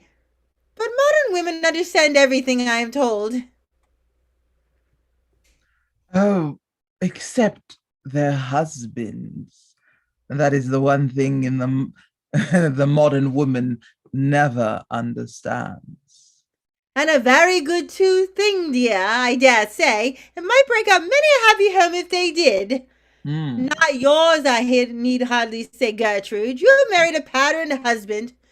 I wish I could say as much for myself.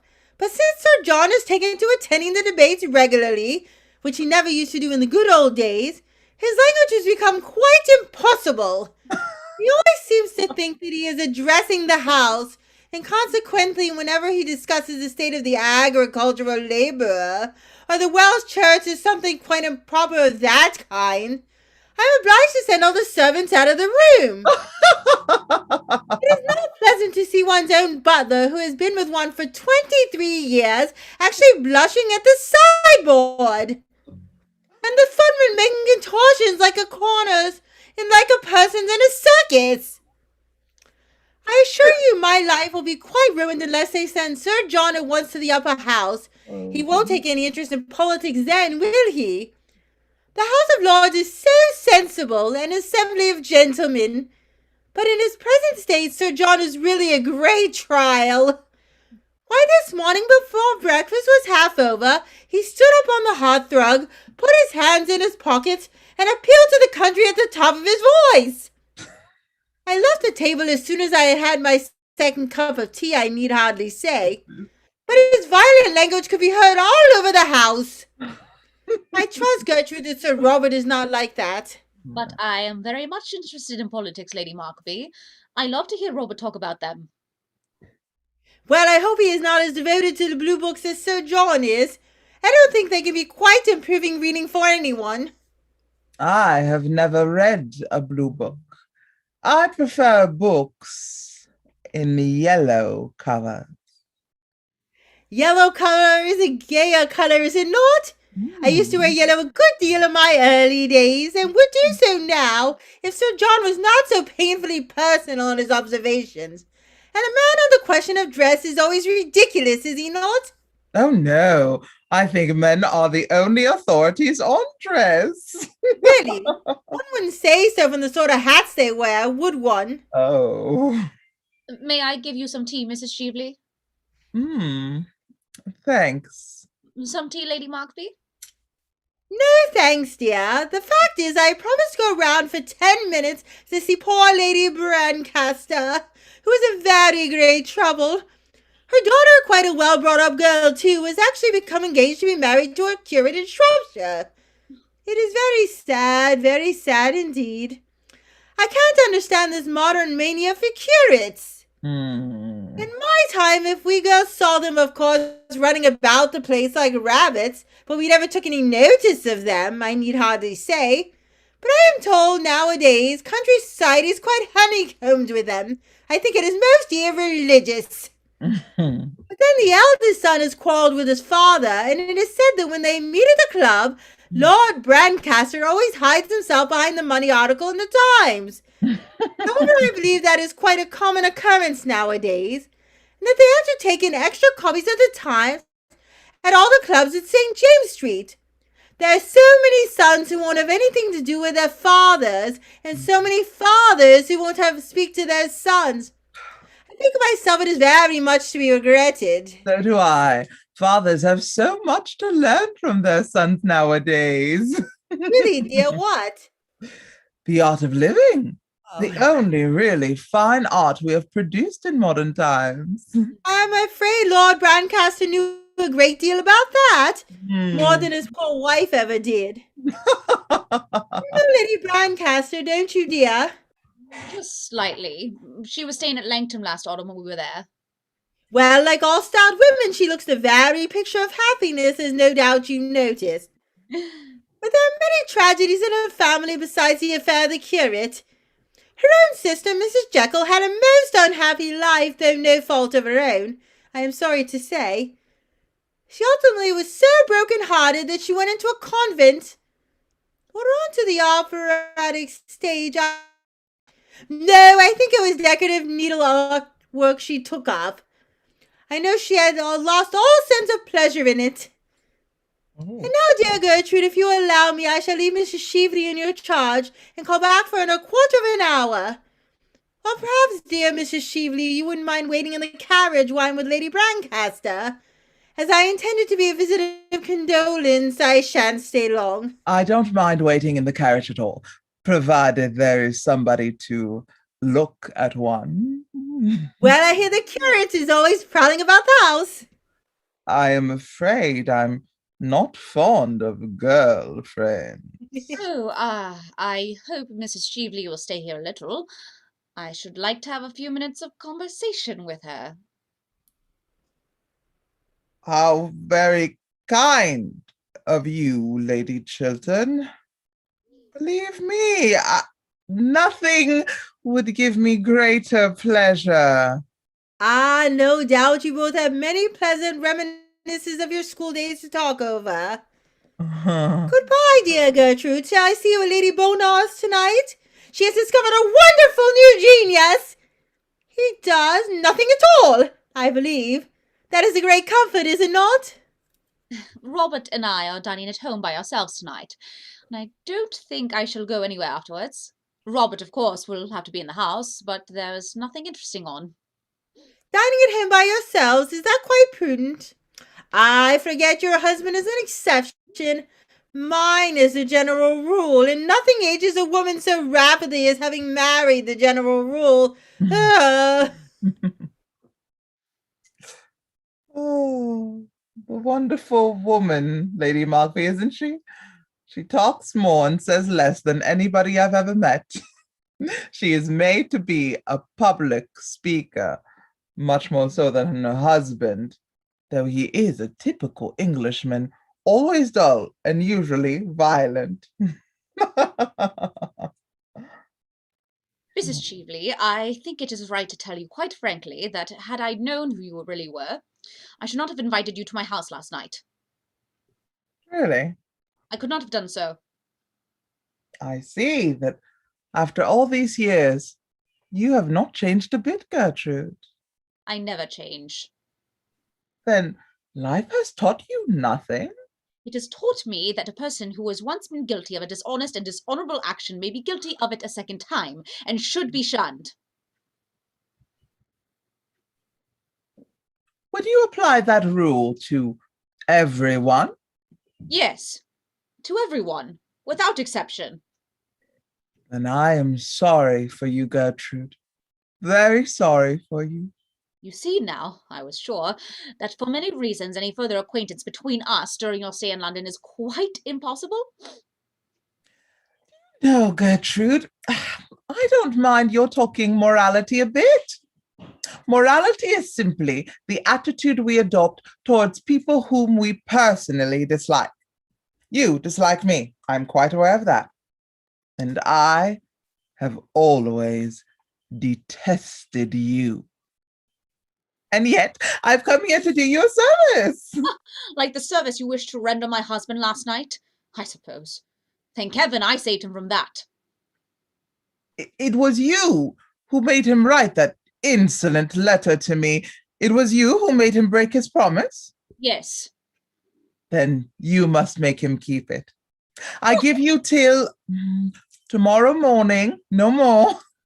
If by that time your husband does not solemnly bind himself to help me in this great scheme in which I'm interested. This fraudulent speculation. Call it what you choose.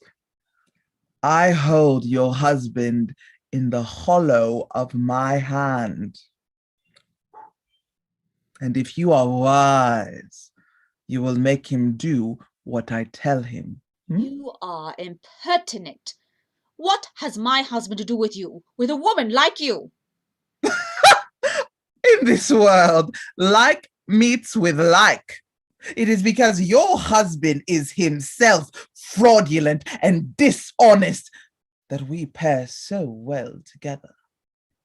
Between you and him, there are chasms. He and I are closer than friends. We are enemies linked together. The same sin binds us. How dare you class my husband with yourself? How dare you threaten him or me? Leave my house. You are unfit to enter it. Your house! A house bought with the price of dishonor. A house, everything in which has been paid for by fraud. Ask him what the origin of his fortune is. Get him to tell you how he sold to a stockbroker a cabinet secret. Learn from him to what you owe your position. It is not true. Robert, it is not true. Look at him. Can he deny it? Does he dare to? Go! Go at once! You have done your worst now. My worst! I have not yet finished with you, with either of you. I give you both till tomorrow at noon. If by then you don't do what I bid you to do, the whole world shall know the origin of Robert Chilton.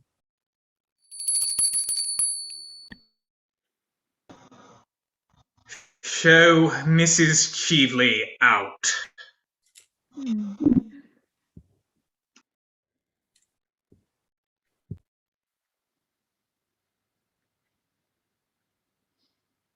You sold a cabinet secret for money. You began your life with fraud. You built up your career on dishonor. Oh, tell me it is not true. Lie to me, tell me it is not true. What this woman said is quite true, Gertrude. But, Gertrude, listen to me. You don't realize how I was tempted. Let me tell you the whole thing. Don't come near me. Don't touch me. I feel as if you have soiled me forever. Oh, what a mask you have been wearing all these years. A horrible painted mask. You sold yourself for money. Oh, a common thief were better. You put yourself up to sell to the highest bidder. You were bought in the market. You lied to the whole world, and yet you will not lie to me. Gertrude. Gertrude! No, don't speak. Say nothing. Your voice wakes terrible memories. Memories of things that made me love you. Memories of words that made me love you. Memories that now are horrible to me. And how I worshipped you. You were to me something apart from common life, a thing pure, noble, honest, without stain. The world seemed to me finer because you were in it. And goodness more real because you lived. And now, oh, when I think that I made a man like you my ideal, the ideal of my life. There was your mistake. There was your error. The error all women commit. Why can't you women love us, faults and all? Why do you place us on monstrous pedestals? We have all feet of clay, women as well as men. But when we men love women, we love them knowing their weaknesses, their follies, their imperfections. Love them all the more, it may be, for that reason. It is not the perfect, but the imperfect who have need of love. It is when we are wounded by our own hands or by the hands of others that love should come to cure us. Else, what use is love at all? All sins except a sin against itself. Love should forgive. All lives save loveless lives. True love should pardon. A man's love is like that. It is wider, larger, more human than a woman's. Women think they are making ideals of men. What they are making of us are false idols merely. You made your false idol of me, and I had not the courage to come down. Show you my wounds, tell you my weaknesses. I was afraid that I might lose your love, as I have lost it now. And so last night, you ruined my life for me. Yes, ruined it. What this woman asked of me was nothing compared to what she offered to me. She offered me security, peace, stability. The sin of my youth that I had thought was buried rose up in front of me, hideous, horrible, with its hands at my throat. I could have killed it forever, sent it back into its tomb, destroyed its record, burned the one witness against me. You prevented me. No one but you, and you know it. And now what is there before me but public disgrace, ruin, terrible shame, the mockery of the world, a lonely, dishonored life, a lonely, dishonored death it may be someday. Let women make no more ideals of men. Let them not put them on altars and bow before them, or they may ruin other lives as completely as you. You, whom I have so wildly loved, have ruined mine. He passes from the room. Lady Shelton rushes towards him, but the door is closed when she reaches it. Pale, anguished, bewildered, helpless, she sways like a plant in the water. Her hands outstretched seemed to tremble in the air like blossoms in the wind. Then she flings herself down beside her sofa and buries her face.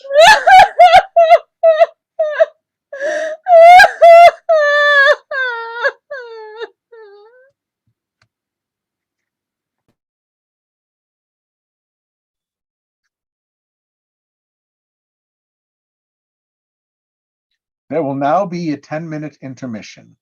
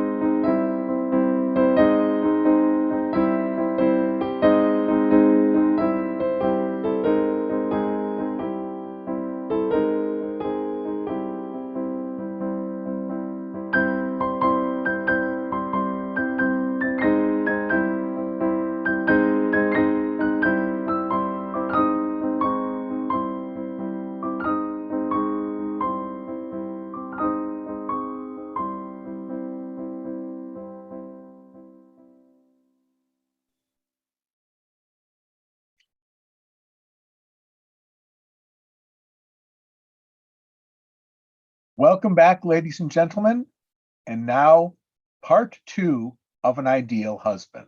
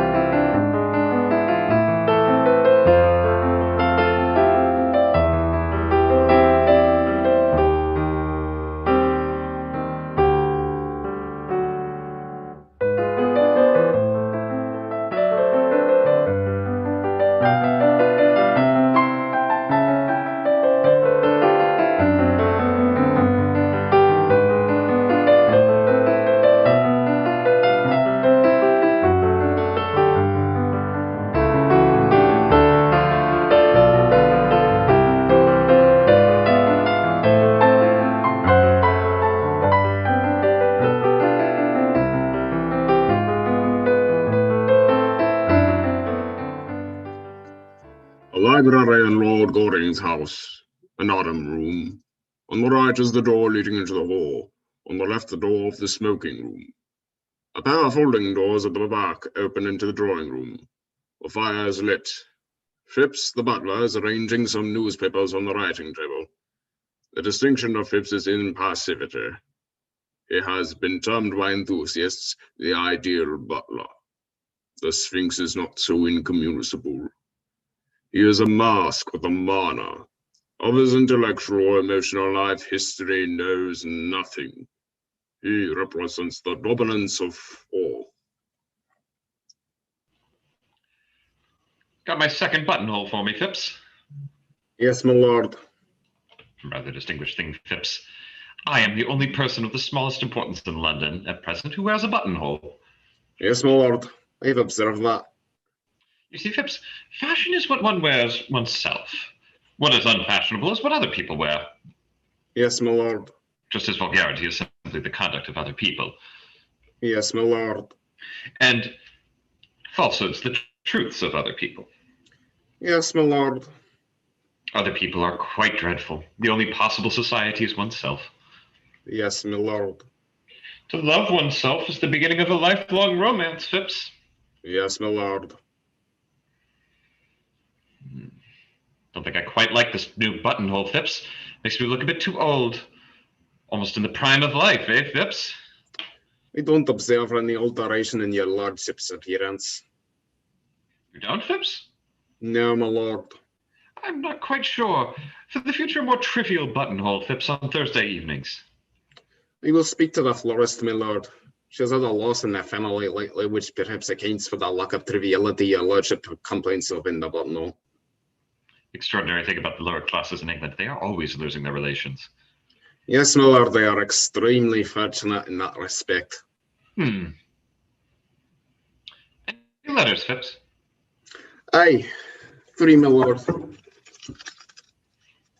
On my cab round in 20 minutes. Yes, my lord. Phipps, when did this letter arrive? It was brought by Anne just after your lordship went to the club. That will do. Lady Shiltern's handwriting on Lady Shiltern's pink note paper. This is rather curious. I thought Robert was going to write. Oh, I wonder what Lady Shiltern has got to say to me.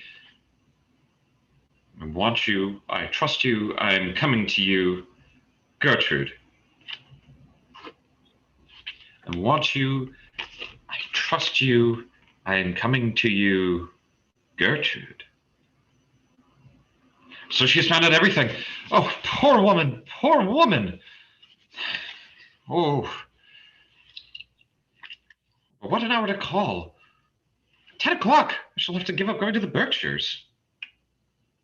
However, it is always nice to be expected and not to arrive. I'm not expected at the Bachelor's, so I shall certainly go there. Well, I will make her stand by her husband. That's the only thing for her to do. That's the only thing for any woman to do. It is the growth of the moral sense in women that makes marriage such a hopeless, one-sided institution. 10 o'clock. She should be here soon. I must tell Phipps I'm not in to anyone else. Lord Caversham. Oh, why will parents always appear at the wrong time? Some extraordinary mistake in nature, I suppose. Delighted to see you, my dear father. Take my cloak off. Is it worthwhile, father? Of course it is worthwhile, sir. Now, which is the most comfortable chair? This one, father. Oh dear, it's the chair I use myself when I have visitors. Thank you. No drafts, I hope, in this room? No, father. Glad to hear it. Can't stand drafts. No drafts at home.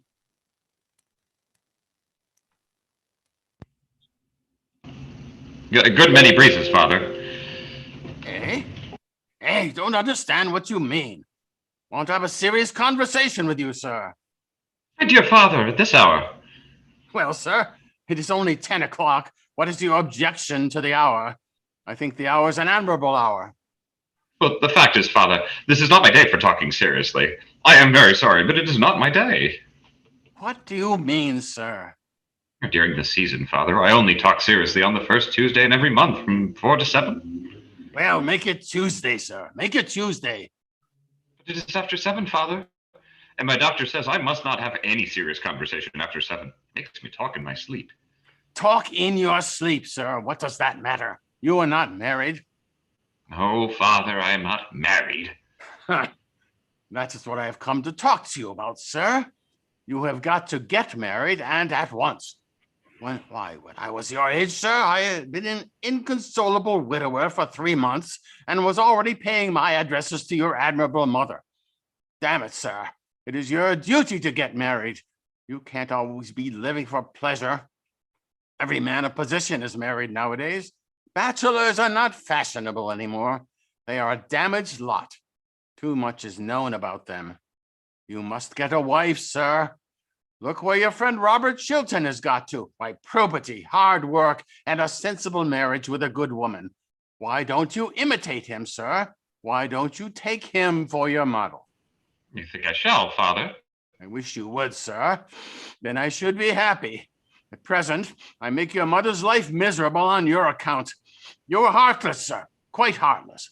I hope not, father. And it is high time for you to get married. You are 34 years of age, sir. Yes, father, but I only admit to 32. 31 and a half when I have a really good buttonhole. This buttonhole is not trivial enough. I tell you, you are 34, sir. And there is a draft in your room besides, which makes your conduct worse. Why did you tell me there was no draft, sir? I feel a draft, sir. I feel it distinctly. So do I, father. It is a dreadful draft.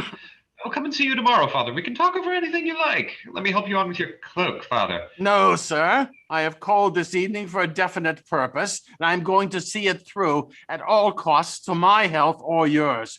Put down my cloak, sir. Certainly, father. But let us go into another room. There's a dreadful draft here. Ips? Is there a good fire going in the smoking room? Yes, my lord. Come in now, father. Your sneezes are quite heartrending.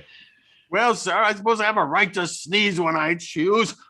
Quite so, father. I was merely expressing sympathy. Oh, damn sympathy. There's a great deal too much of that sort of thing going on nowadays.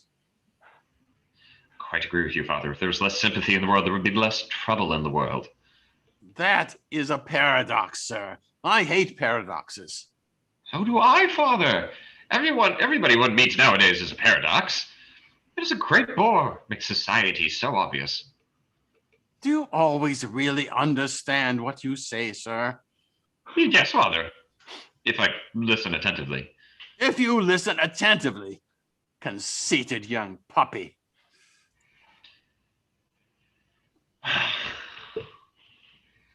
Phipps, there's a lady coming to see me this evening on particular business. Show her into the drawing room. When she arrives, you understand? Yes, my lord. It is a matter of gravest importance, Phipps. I understand, my lord. No one else is to be admitted under any circumstances. I understand, me lord. Ah, that is probably the lady. I shall go see to her myself.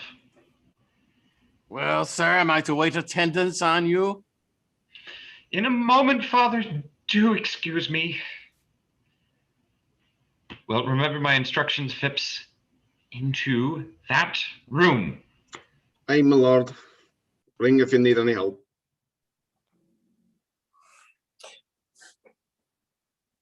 What name, madam? Is Lord Goring not here? I was told he was at home.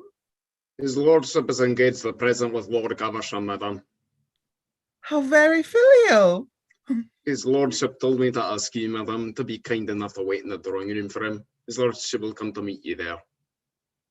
Lord Goring expects me? Yes, madam. Are you quite sure? His lordship told me that if a lady called, I was to ask her to wait in the drawing room.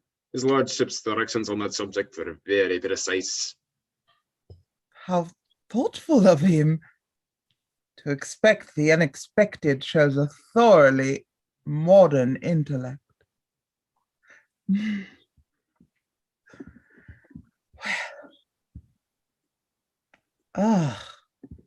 How dreary a bachelor's drawing room always looks. I shall have to alter all of this. Yeah. No, I don't care for that lamp. It is far too glaring. Light some candles. Certainly, madam. I hope the candles have very becoming shades. We've had no complaints about them, madam, as yet. I wonder what woman he is waiting for tonight. It will be delightful to catch him. Men always look so silly when they are caught, and they're always being caught.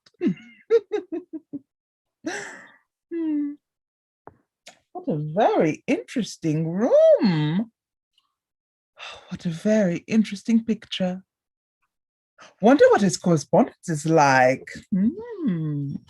Oh, what a very uninteresting correspondence.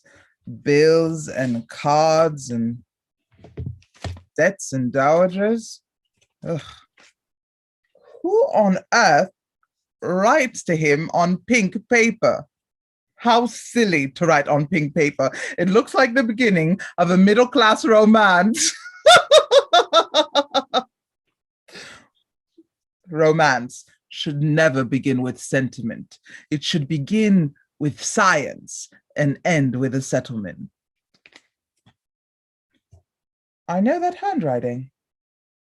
That is Gertrude Chiltern's. I remember it perfectly.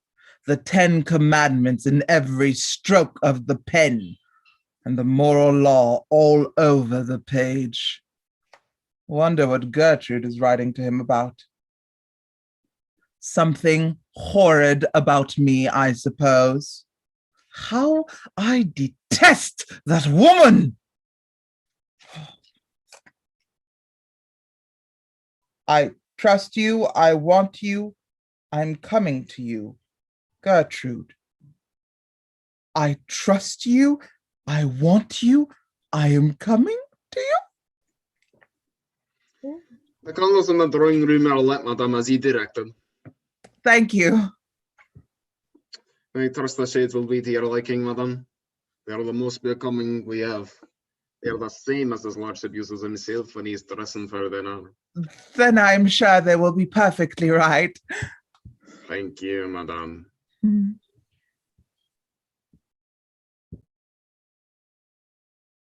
My dear father, if I am to get married, surely you will allow me to choose the time, place, and person, particularly the person. That is a matter for me, sir. You would probably make a very poor choice.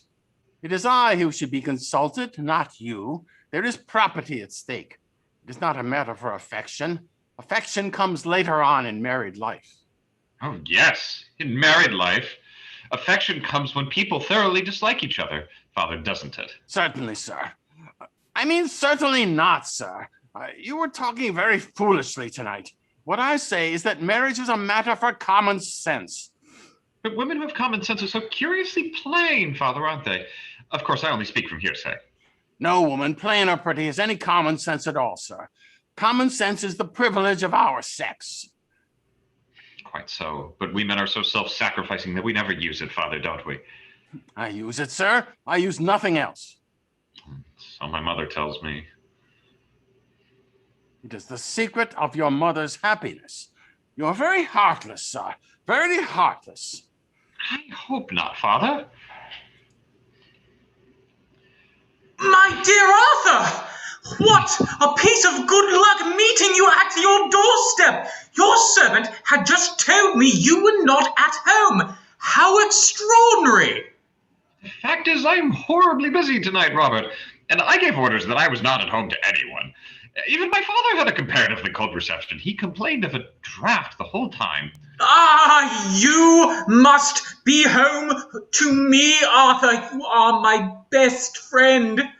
Perhaps by tomorrow you will be my only friend.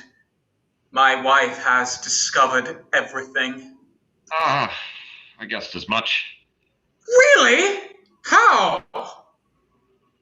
Oh, merely by something in the expression of your face as you came in. Who told her? Mrs. Cheveley herself. And the woman I love knows that I began my career with an act of low dishonesty, that I built up my life upon sands of shame, that I sold like a common huckster the secret that had been entrusted to me as a man of honor. I thank heaven poor Lord Radley died without knowing that I had betrayed him. I would to God I had died before I had been so horribly tempted, or had fallen so low. You heard nothing from Vienna yet, in answer to your wire. Yes. I got a telegram from the first secretary at 8 o'clock tonight. Well? Nothing is absolutely known against her. On the contrary, she occupies a rather high position in society. It is sort of an open secret that Baron Arnheim left her for the greater portion of his immense fortune. Beyond that, I can learn nothing. She doesn't turn out to be a spy, then. Oh, spies are of no use nowadays. Their profession is over. The newspapers do their work instead. And thunderingly well they do it. Arthur, I am parched with thirst. May I ring for something, some hock and seltzer? Oh, certainly. Let me. Thanks. Thanks. I don't know what to do, Arthur. I don't know what to do. And you are my only friend. But what a friend you are! The one friend I can trust. I can trust you absolutely, can't I? My dear Robert, of course. Bring some hock and seltzer. Yes, my lord. And Phipps. Yes, my lord. Will you excuse me for a moment, Robert? I want to give some directions to my servant. Certainly. When that lady calls, tell her that I am not expected home this evening. Tell her that I have been suddenly called out of town, you understand? The lady is in that room, my lord. You told me to show her into that room, my lord. You did perfectly right. What a mess I am in. Nope, I shall get through it. I'll give her a lecture through the door. Awkward thing to manage, though. Arthur, tell me what I should do. My life seems to have crumbled about me. I am a ship without a rudder in a night without a star. Robert, you love your wife, don't you? I love her more than anything in the world. I used to think ambition the great thing. It is not. Love is the great thing in the world. There is nothing but love. And I love her. But I am defamed in her eyes. I am ignoble in her eyes. There is a wide gulf between us now. She has found me out, Arthur. She has found me out. Has she never in her life done some folly, some indiscretion, that she should not forgive your sin? My wife? Never! She does not know what weakness or temptation is. I am of clay like other men. She stands apart as all good women do. Pitiless in her perfection, cold and stern and without mercy. But I love her, Arthur. We are childless, and I have no one else to love, no one else to love me. Perhaps if God had sent us children, she might have been kinder to me. But God has given us a lonely house, and she has cut my heart in two. Don't let us talk of it. I was brutal to her this evening, but I suppose when sinners talk to saints, they are always brutal. I said to her things that were hideously true on my side. From my standpoint, from the standpoint of men. But don't let us talk of that. Your wife will forgive you. Perhaps at this moment she is forgiving you. She loves you, Robert. Why should she not forgive? God grant it. God grant it. But there is something more I have to tell you, Arthur. Consulta, sir. Thank you. Sir Carriage here, Robert. No, I walked from the club. Sir Robert will take my cab, Phipps. Yes, my lord. Robert, you don't mind me sending you away. But Arthur, you must let me stay for 5 minutes. I have made up my mind what I am going to do tonight at the house. The debate on the Argentine Canal is to begin at 11.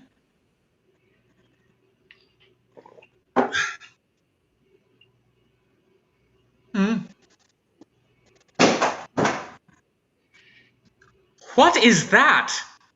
Nothing. I heard a chair fall in the next room. Someone is listening. No, there's no one there. There is someone. There are lights in the room, and the door is ajar. Someone has been listening to every secret of my life. Arthur, what does it mean? Robert, you're excited, unnerved. I tell you, there's no one in that room. Sit down, Robert. Do you give me your word that there is no one in there? Yes. Your word of honor? Yes. Arthur, let me see for myself. No. If there is no one in there, why should I not look in that room, Arthur? Arthur, you must let me go into that room and satisfy myself. Let me know that there is no eavesdroppers has heard my life's secret. Arthur, you don't realize what I am going through. Robert, this must stop. I've told you there was no one in that room. That should be enough. It is not enough. I insist on going into that room. You have told me there is no one in there, so what reason can there be for you refusing me? For God's sake, don't. There is someone there. Someone who you must not see. Ah! I thought so! I forbid you to enter that room. Now stand back. My life is at stake. And I don't care who is in there. I will know who it is to whom I have told my life secret and my shame! Ah! Great heavens. His own wife.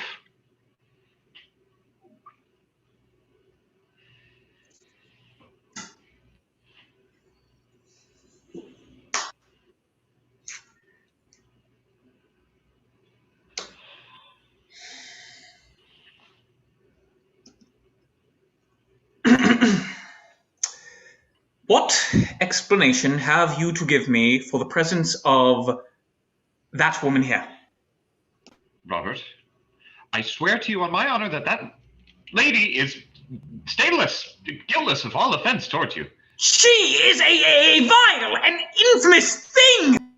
Don't say that, Robert. It was for your sake she came here. It was to try and save you she came here. She loves you and no one else. You are mad! What have I to do with her intrigue with you? Let her remain your mistress. You are well suited to each other. She, corrupt and shameful. And you can't even stay and listen to me for your betrayal, Robert. You, false as a friend, treacherous as an enemy even.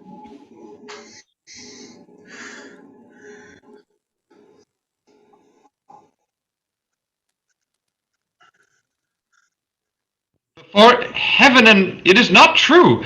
In her presence and yours, I will explain all. Goodbye, Robert.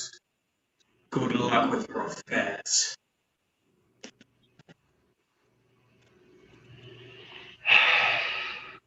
Good evening, Lord Goring. Mrs. Sheveley, great heavens! May I ask what you're doing in my drawing room? Merely listening. I have a perfect passion for listening through keyholes. One always hears such wonderful things through them. Doesn't that sound rather like tempting Providence? Oh, surely Providence can resist temptation by this time. I'm glad you called. I'm going to give you some good advice. Oh, pray don't. Never give a woman anything that she cannot wear in the evening. I see you are quite as willful as you used to be.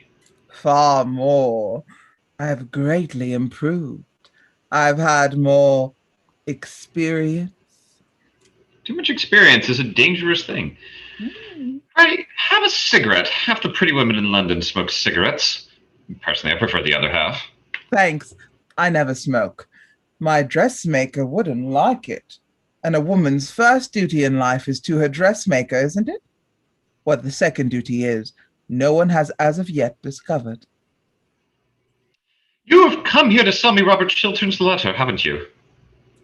To offer it to you on conditions. How did you guess that? Because you haven't mentioned the subject. Have you got it on you? Oh no.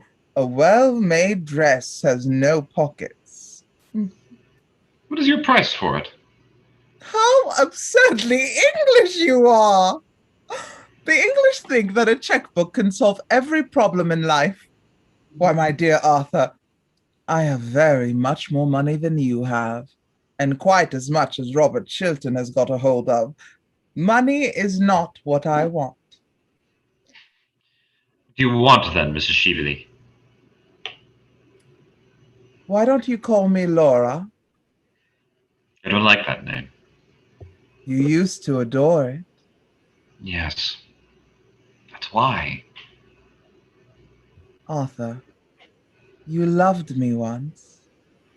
Yes. And you asked me to be your wife? That was the natural result of my loving you. And you threw me over because you saw, or said you saw, poor old Lord Mortlake trying to have a violent flirtation with me in the conservatory at Tenby. I am under the impression that my lawyer settled that matter with you on certain terms dictated by myself. At that time, I was poor. You were rich. Quite so. That is why you pretended to love me. Poor old Lord Mortlake, who had only two topics of conversation, his gout and his wife. I never could quite make out which of the two he was talking about. He used the most horrible language about them both. Well, you were silly, Arthur. Why, Lord Mortlake was never anything more to me than an amusement. One of those utterly tedious amusements one only finds at an English country house on an English country Sunday. I don't think anyone at all morally responsible for what he or she does at an English country house. Yes, I know lots of people think that.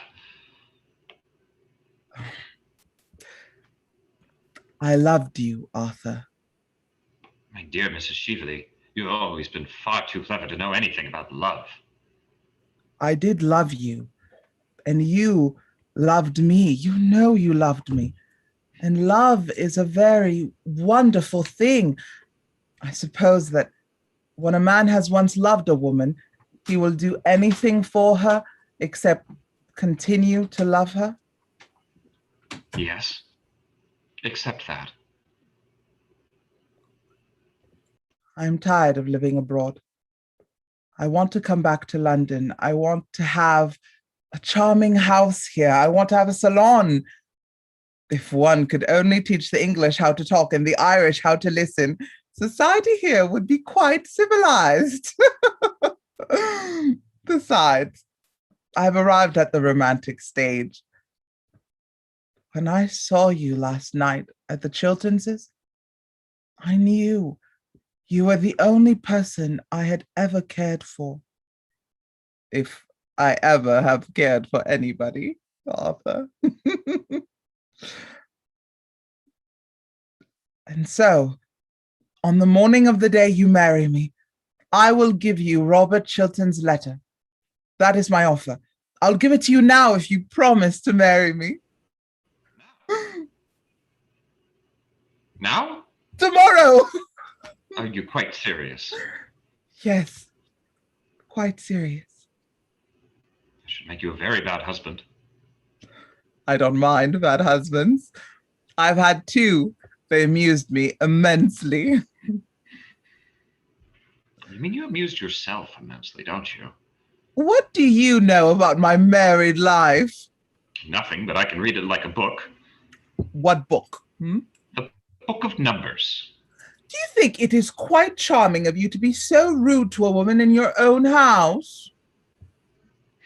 In the case of a very fascinating woman, sex is a challenge, not a defense. I suppose that is meant for a compliment. My dear Arthur, women are never disarmed by compliments. Men always are. That is the difference between the two sexes. Women are never disarmed by anything, as far as I know them.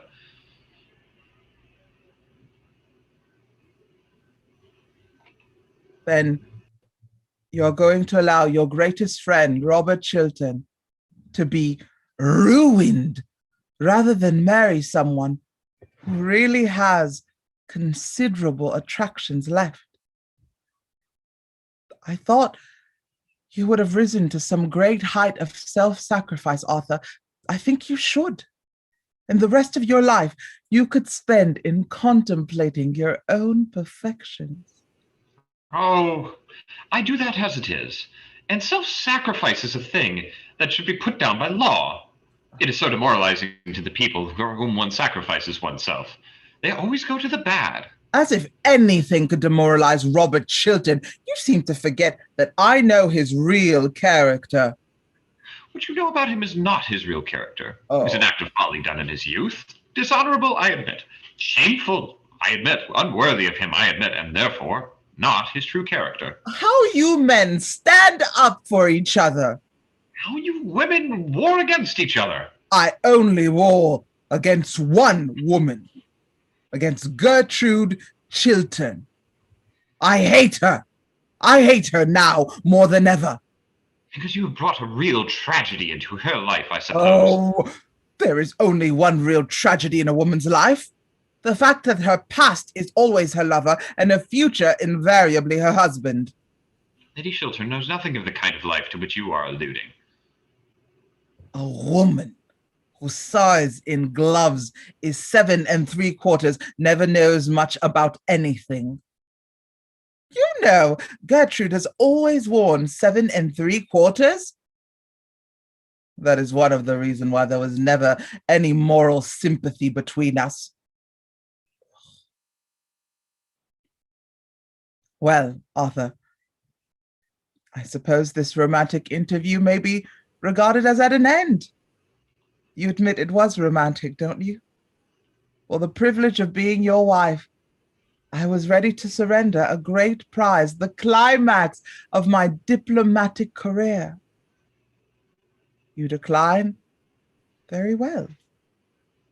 If Sir Robert doesn't uphold my Argentine scheme, I expose him. Voilà tout. You mustn't do that. It would be vile, horrible, infamous. Oh, don't use big words. They mean so little. It is a commercial transaction, that is all. There is no good mixing up sentimentality in it. I offered to sell Robert Chilton a certain thing. If he won't pay me my price, he will have to pay the world a greater price. There's no more to be said. I must go. Goodbye. Won't you shake hands? With you? No. Your transaction with Robert Chilton may pass as a loathsome commercial transaction of a loathsome commercial age. But you seem to have forgotten that you came here tonight to talk of love. You, whose lips desecrated the word love, you to whom the whole thing is a book closely sealed, went this afternoon to the house of one of the most noble and gentlewomen in the world to degrade her husband in her eyes, to try and kill her love for him, to put poison in her soul, bitterness in her life, to break her idol, and it may be spoil her soul. That I cannot forgive you. That was horrible. For that there can be no forgiveness. Arthur, you are unjust to me. Believe me, you're quite unjust to me. I didn't go to taunt Gertrude at all. I had no idea of doing anything of the kind when I entered. I called Lady Markby simply to ask whether an ornament, a jewel that I lost somewhere last night, had been found at the Chiltonses. If you don't believe me, you can ask Lady Markby. She will tell you it is true. The scene that occurred happened after Lady Markby had left, and was really forced on me by Gertrude's rudeness and sneers. I called, a little out of malice, if you like, but really to ask if a diamond brooch of mine had been found. That was the origin of the whole thing.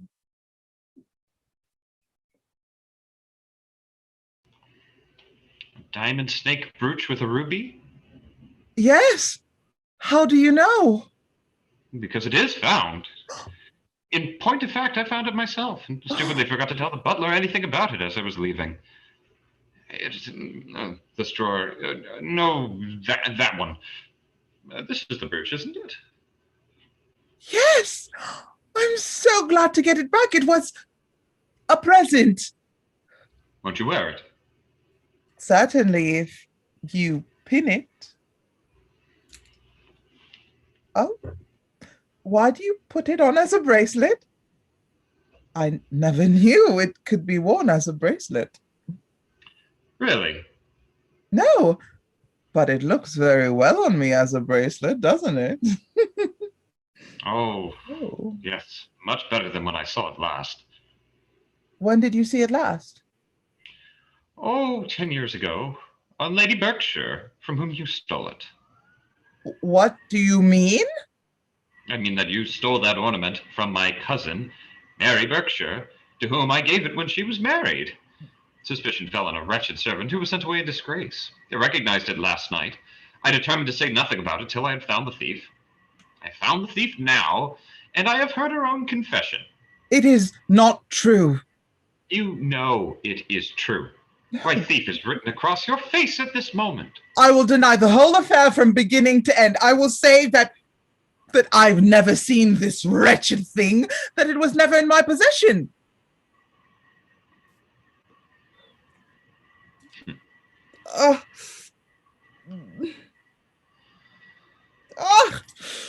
The drawback of stealing a thing, Mrs. Shively, is that one never really knows how wonderful the thing that one steals is.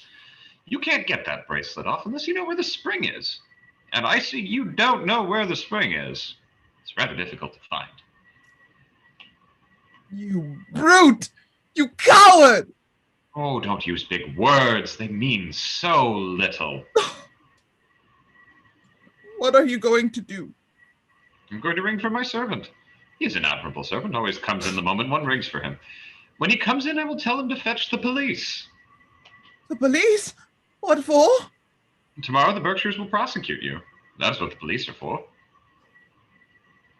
Don't do that. I will do anything you want, anything in the world you want. Give me Robert Chiltern's letter. Stop! Stop! Let me have time to think!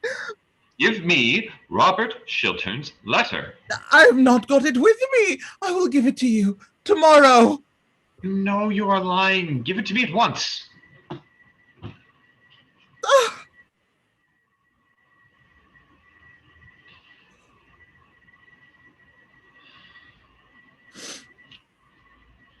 This is it?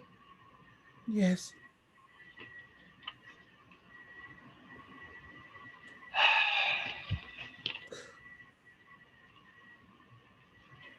For so well-dressed a woman, Mrs. Shively, you have moments of admirable common taste. I congratulate you. Please, get me a glass of water. Certainly. He goes to the corner of the room and pours out a glass of water. While his back is turned, Mrs. Shively steals Lady Chiltern's letter. When Lord Goring returns the glass, she refuses it with a gesture.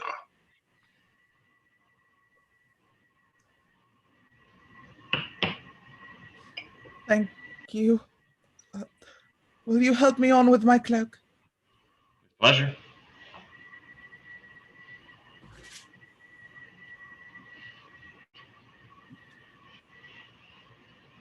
Thanks.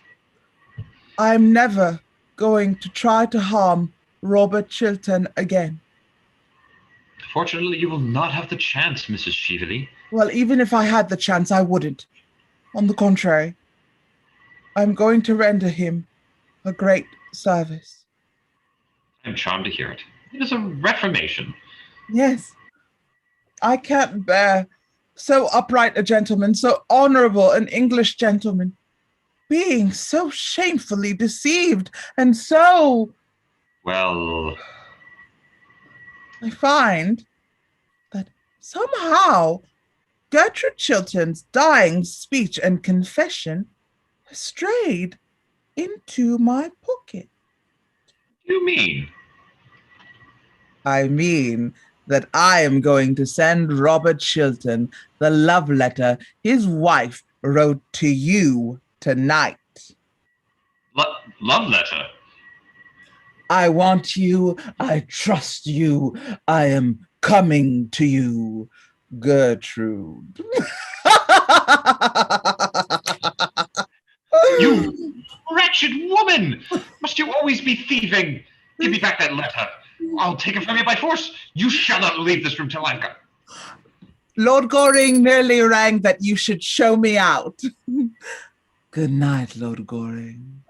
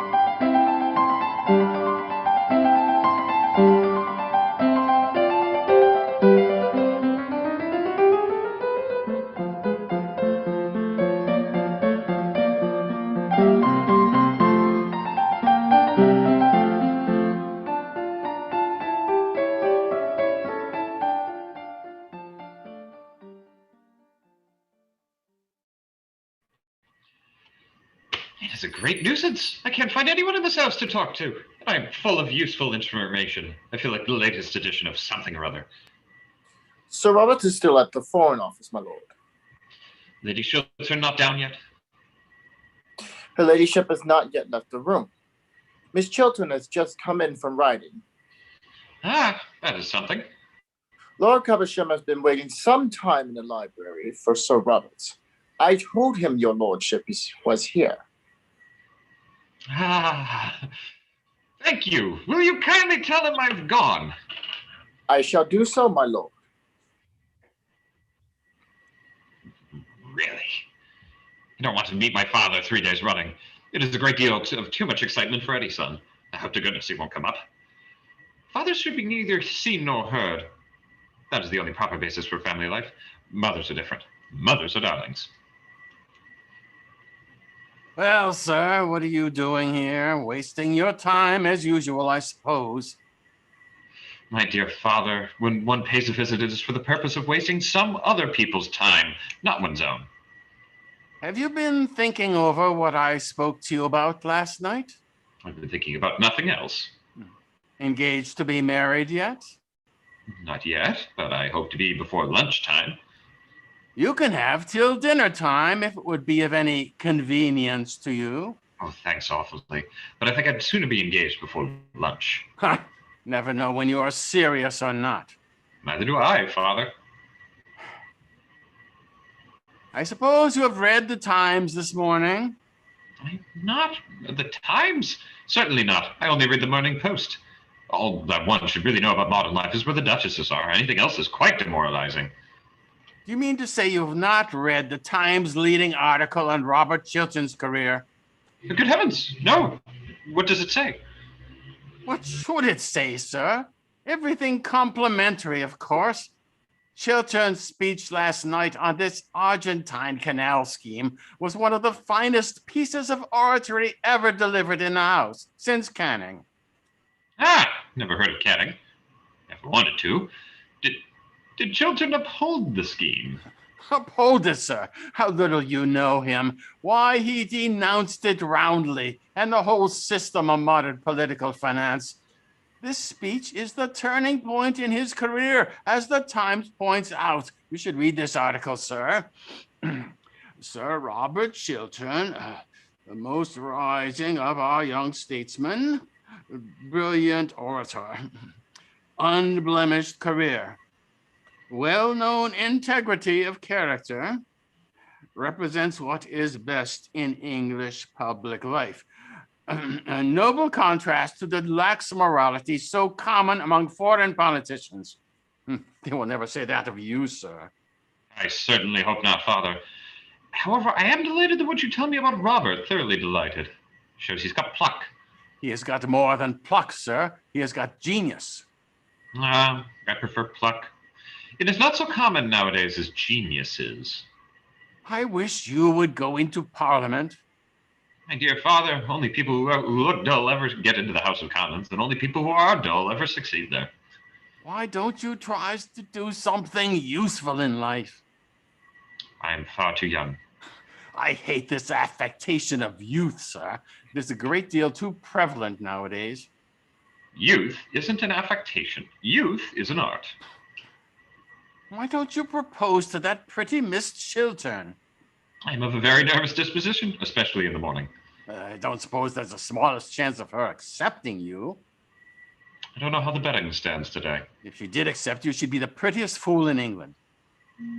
That is just what I should like to marry. A thoroughly sensible wife would reduce me to a condition of absolute idiocy in less than 6 months. You don't deserve her, sir. My dear father, if we men married the women we deserved, we should have a very bad time of it. How do you do, Lord Caversham? I hope Lady Caversham is quite well. Lady Caversham is, as usual. Good morning, Miss Mabel. And Lady Caversham's bonnets, are they at all better? They have had a serious relapse, I'm sorry to say. Good morning, Miss Mabel. I hope an operation will not be necessary. If it is, we shall have to give Lady Caversham a narcotic. Otherwise, she would never consent to have a feather touched. Good morning, Miss Mabel! Are you here? Of course you understand that after breaking your appointment, I am never going to speak to you again. Oh, please don't say such a thing. You are the only person in London I really like to have listen to me. Lord Goring, I never believe a single word that either you or I say to each other. You are quite right, my dear, quite right. As far as he is concerned, I mean. Do you think you could possibly make your son behave a little better occasionally? Just as a change. I regret to say, Miss Chiltern, that I have no influence at all over my son. I wish I had. If I had, I know what I would make him do. I'm afraid that he has one of those terribly weak natures that are not susceptible to influence. He is very heartless, very heartless. Seems to me that I am a little in the way here. It is very good for you to be in the way and to know what people say of you behind your back. I don't all like knowing what people are saying about me behind my back. It makes me far too conceited. After that, my dear, I really must bid you good morning. Oh, I hope you are not going to leave me all alone with Lord Goring, especially at such an early hour in the day. I am afraid I can't take him with me to Downing Street. It is not the Prime Minister's day for seeing the unemployed. People who don't keep their appointments in the park are horrid. Detestable. I'm glad you admit it, but I wish you wouldn't look so pleased about it. I can't help it. I always look pleased when I'm with you. Then I suppose it is my duty to remain with you. Of course it is. Well, my duty is a thing I never do on principle. It always depresses me, so I'm afraid I must leave you. Please don't, Miss Mabel. I have something very particular to say to you. Oh! Is it a proposal? Well, yes, it is. I am bound to say it is. I am so glad! That makes the second today. Second today? What conceited ass has been impertinent enough to dare to propose to you before I have proposed to you? Tommy Trafford, of course. It is one of Tommy's days for proposing. He always proposes on Tuesdays and Thursdays during the season. You didn't accept him, I hope. I make it a rule never to accept Tommy. That is why he goes on proposing. Of course, as you didn't turn up this morning, I never nearly said yes. It would have been an excellent lesson both for him and for you if I had. It would have taught you both better manners. Oh, bother Tommy Trafford. Tommy is a silly little ass. I love you. I know. And I think you might have mentioned it before. I am sure I have given you heaps of opportunities. Mabel, do be serious. Please be serious. Ah, that is the sort of thing a man always says to a girl before he has been married to her. He never says it afterwards. Mabel, I've told you that I love you. Can't you love me a little in return? You silly Arthur. If you knew anything about anything, which you don't, you would know that I adore you. Everyone in London knows it except you. It is a public scandal the way I adore you. I have been going around for the last 6 months telling the whole of society that I adore you. No wonder you consent to have anything to say to me. I have no character left at all. At least, I feel so happy. I am quite sure I have no character left at all. Dear, do you know I was awfully afraid of being refused? But you never have been refused yet by anybody, have you, Arthur? I can't imagine anyone refusing you. Of course, I am not nearly good enough for you, Mabel. I'm so glad, darling. I was afraid you were. And I'm a little over 30. Dear, you look weeks younger than that. Oh, how sweet of you to say so. It is only fair to tell you frankly that I'm fearfully extravagant.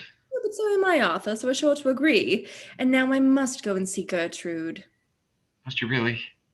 Yes. Then do tell her I want to talk to her particularly. I've been waiting here all morning to see either her or Robert. You mean to say you didn't come here expressly to propose to me? Nope, that was a flash of genius. Your first? My last. I am delighted to hear it. Now don't stir. I'll be back in 5 minutes. And don't fall into any temptations while I'm away. My dear Mabel, while you are away, there are none. Makes me horribly dependent on you. Good afternoon, dear. How pretty you are looking. How pale you are looking, Gertrude. It is most becoming. Good morning, Lord Goring. Good morning, Lady Shilton. I shall be in the conservatory under the second palm tree on the left. Second on the left? Yes, the usual palm tree. Lady Shilton, I have a certain amount of very good news to tell you. Mrs. Cheveley gave me up Robert's letter last night, and I burned it. Robert is safe. Oh. Safe. Oh, I'm so glad of that. What a good friend you are to him. To us. There's only one person now who could be said to be in any danger. Who was that? Yourself. I? In danger? What do you mean? Danger is too great a word. It is a word I should not have used. But I admit I have something to tell you that may distress you, that terribly distresses me. Yesterday evening, you wrote me a very beautiful, womanly letter. Asked me for my help. You wrote to me as one of your oldest friends, one of your husband's oldest friends. Mrs. Cheveley stole that letter from my rooms. Well, what use is it to her? Why should she not have it? Lady Shilton, I will be quite frank with you. Mrs. Cheveley puts a certain construction on that letter and proposes to send it to your husband. But what construction could she put on it? Oh. Not that. Not that. If in trouble and wanting your help, trusting you, propose to come to you that you may advise me, assist me. Oh, are there women so horrible as that? And she proposes to send it to my husband. Tell me what happened. Tell me all that happened. Mrs. Cheveley was concealed in a room adjoining my library without my knowledge. I thought that the person who was waiting in that room to see me was yourself. Robert came in unexpectedly.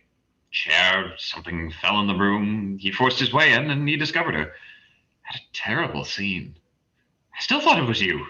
He left me in anger, and at the end of everything, Mrs. Cheveley got possession of your letter. She stole it when or how, I don't know. At what hour did this happen? 10:30.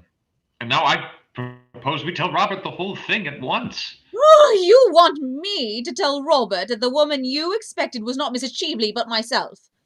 That it was I whom you thought was concealed in a room in your house at 10:30 at night? You want me to tell him that? I think it is better that he should know the exact truth. Oh, I couldn't. May I do it? No. You are wrong, Lady Shilton. No. The letter must be intercepted. That is all. But how can I do it? Letters arrive for him every moment of the day. His secretaries open them and hand them to him. I dare not ask the servants to bring me his letters. It would be impossible. Oh, why don't you tell me what to do? Pray be calm, Lady Shilton, and answer the questions I'm going to put to you. You said his secretary opens his letters. Yes. Who's with him today? Is it Mr. Trafford? No, Mr. Montfort, I think. You can trust him? Oh, how do I know? He would do what you asked him, wouldn't he? I think so. Your letter was on pink paper. He could recognize it without reading it, couldn't he? By the color? I suppose so. Is he in the house now? Yes. Then I will go and see him myself and tell him that a certain letter, written on pink paper, is to be forwarded to Robert today, and that at all costs it must not reach him. Oh, Robert is coming upstairs with the letter in hand. It has reached him already. Oh, you have saved his life. What have you done with mine? I want you. I trust you. I am coming to you. Gertrude. Oh, my love. Is this true?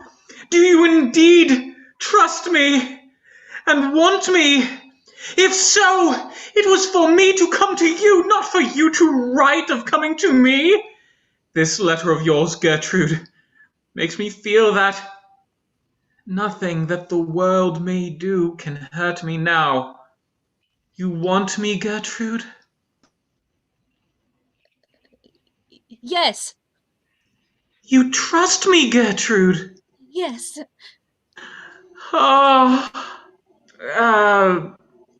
Why did you not add you loved me? Because I loved you.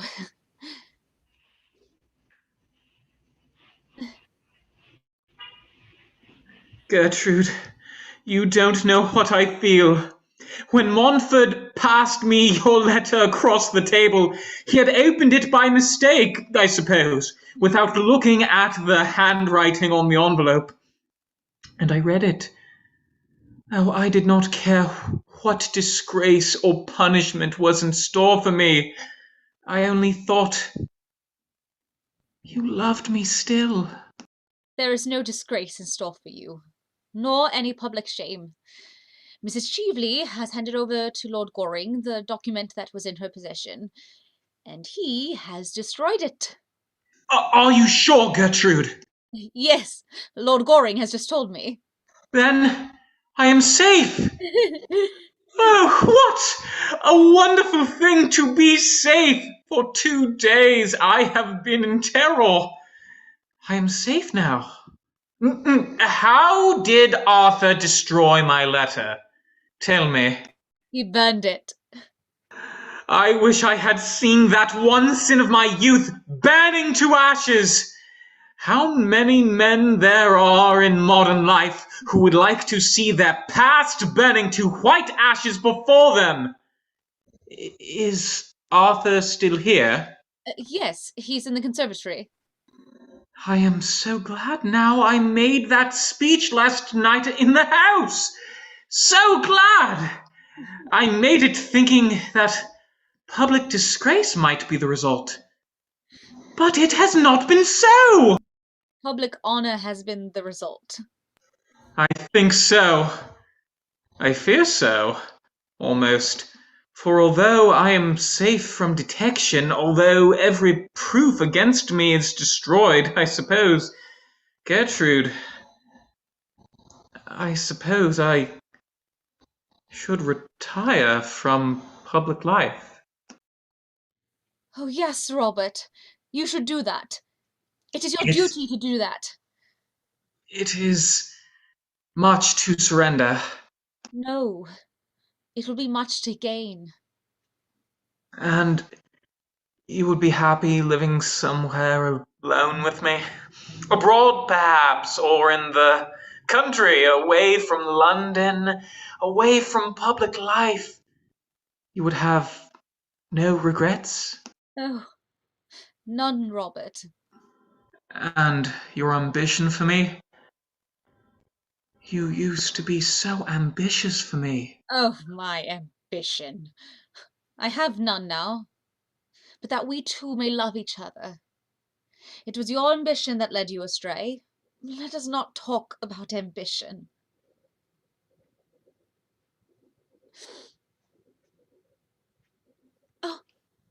Arthur! I have to thank you for what you have done for me. I don't know how I can repay you. My dear fellow, I'll tell you at once. At the present moment, under the usual palm tree, I mean in the conservatory, Lord Caversham. That admirable father of mine really makes it a habit of turning up at the wrong moment. It is very heartless of him. Very heartless indeed. Good morning, Lady Chiltern. Warmest congratulations to you, Chiltern, on that brilliant speech last night. I have just left the Prime Minister, and you are to have the vacant seat in the cabinet. A seat in the cabinet? Yes, here's the Prime Minister's letter. A seat in the cabinet! Certainly. And you will deserve it, too. You have got what we want so much in political life nowadays. High character, high moral tone, high principles. Everything that you have not got, sir, and never will have. I don't like principles, Father. I prefer prejudices. I cannot accept this offer, Lord Caversham. I have made up my mind to decline it. Decline it, sir? My intention is to retire at once from public life. Decline a seat in the cabinet and retire from public life? Never heard such damn nonsense in the whole course of my existence. I beg your pardon, Lady Chiltern. Chiltern, I beg your pardon. Don't grin like that, sir. No, Father. Lady Chiltern, you are a sensible woman, the most sensible woman in London, the most sensible woman I know. Will you kindly prevent your husband from taking such a, will you kindly do that, Lady Chiltern? I think my husband is right in his determination, Lord Caversham. I approve of it. You approve of it? Good heavens. I admire him for it. I admire him immensely for it. I have never admired him so much before. He is finer than even I thought him. You will go and write your letter to Prime Minister now, won't you? Don't hesitate about it, Robert. I suppose I had better write it at once. Such offers are not repeated. I will ask you to excuse me for a moment, Lord Caversham.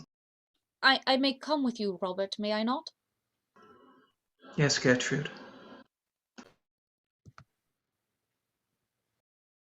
What is the matter with this family? Something wrong here, eh? Idiocy? Hereditary, I suppose. Both of them, too. Wife as well as husband. Very sad indeed. And they are not an old family. Can't understand it. It is not idiocy, Father, I assure you. What is it then, sir? Well, it is what is called nowadays a high moral tone, Father. That is all. Hate these newfangled names. Same thing as we used to call idiocy 50 years ago. Shan't stay in this house any longer. Oh, just go in there, Father. Third palm tree to the left, the usual palm tree. What, sir? I beg your pardon, Father. I forgot the conservatory, Father, the conservatory. There was someone in there I want you to talk to. What about, sir? About me, Father. Not a subject on which much eloquence is possible. No, Father, but the lady is like me. She doesn't care much for eloquence in others. She thinks it a little loud. Lady Chiltern, why are you playing Mrs. Cheveley's cards? I don't understand you. Mrs. Cheveley made an attempt to ruin your husband, either to drive him from public life or to make him adopt a dishonorable position. From the latter tragedy, you saved him. The former you are now thrusting upon him. Why should you do him the wrong Mrs. Cheveley tried to do and failed? Lord Goring. Lady Chiltern, allow me. You wrote me a letter last night in which you said you trusted me and wanted my help. Now is the moment when you really want my help. Now is the time when you really have got to trust me, to trust in my counsel and my judgment. You love Robert. Do you want to kill his love for you? What sort of existence will he have if you rob him of the fruits of his ambition? If you take him from the splendor of a great political career, if you close the doors of public life against him, if you condemn him to sterile failure, he who was made for triumph and success? Women are not meant to judge us, but to forgive us when we need forgiveness. Pardon, not punishment, is their mission. Why should you scourge him with rods for a sin done in his youth, before he knew you, before he knew himself? A man's life is of more value than a woman's. It has larger issues, wider scope, greater ambitions. A woman's life revolves in curves of emotions. It is upon lines of intellect that a man's life progresses. Don't make any terrible mistake, Lady Chiltern. A woman who can keep out man's love and love in return has done all the world wants of women, or should want of them. But it is my husband himself who wishes to retire from public life. He feels it is his duty. It was he who first said so. Rather than lose your love, Robert would do anything, wreck his whole career, as he is on the brink of doing now. He is making for you a terrible sacrifice. Take my advice, Lady Chiltern, and do not accept a sacrifice so great. If you do, you will live to repent it bitterly. We men and women are not made to accept such sacrifices from each other. We are not worthy of them. Besides, Robert has been punished enough. We have both been punished. I set him up too high. Do not, for that reason, set him down now too low. If he has fallen from his altar, do not thrust him into the mire. Failure to Robert would be a very mire of shame. Power is his passion. He would lose everything, even his power to feel love. Your husband's life is at this moment in your hands. Your husband's love is in your hands. Don't mar both of them.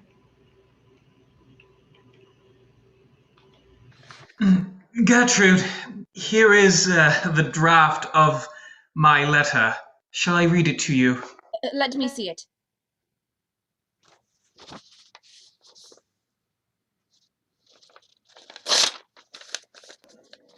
What are you doing? A man's life is of more value than a woman's. It has larger issues, wider scope, greater ambitions. Our lives revolve in curves of emotions. It is upon lines of intellect that a man's life progresses. I have just learnt this, and much else with it, from Lord Goring. And I will not spoil your life for you, nor see you spoil it as a sacrifice to me. A useless sacrifice. Gertrude. Gertrude. You can forget. Men easily forget. And I forgive. That is how women help the world. I see that now. My wife. My wife. Arthur, it seems that I am always to be in your debt. Oh, dear, no, Robert. Your debt is to Lady Chiltern, not to me.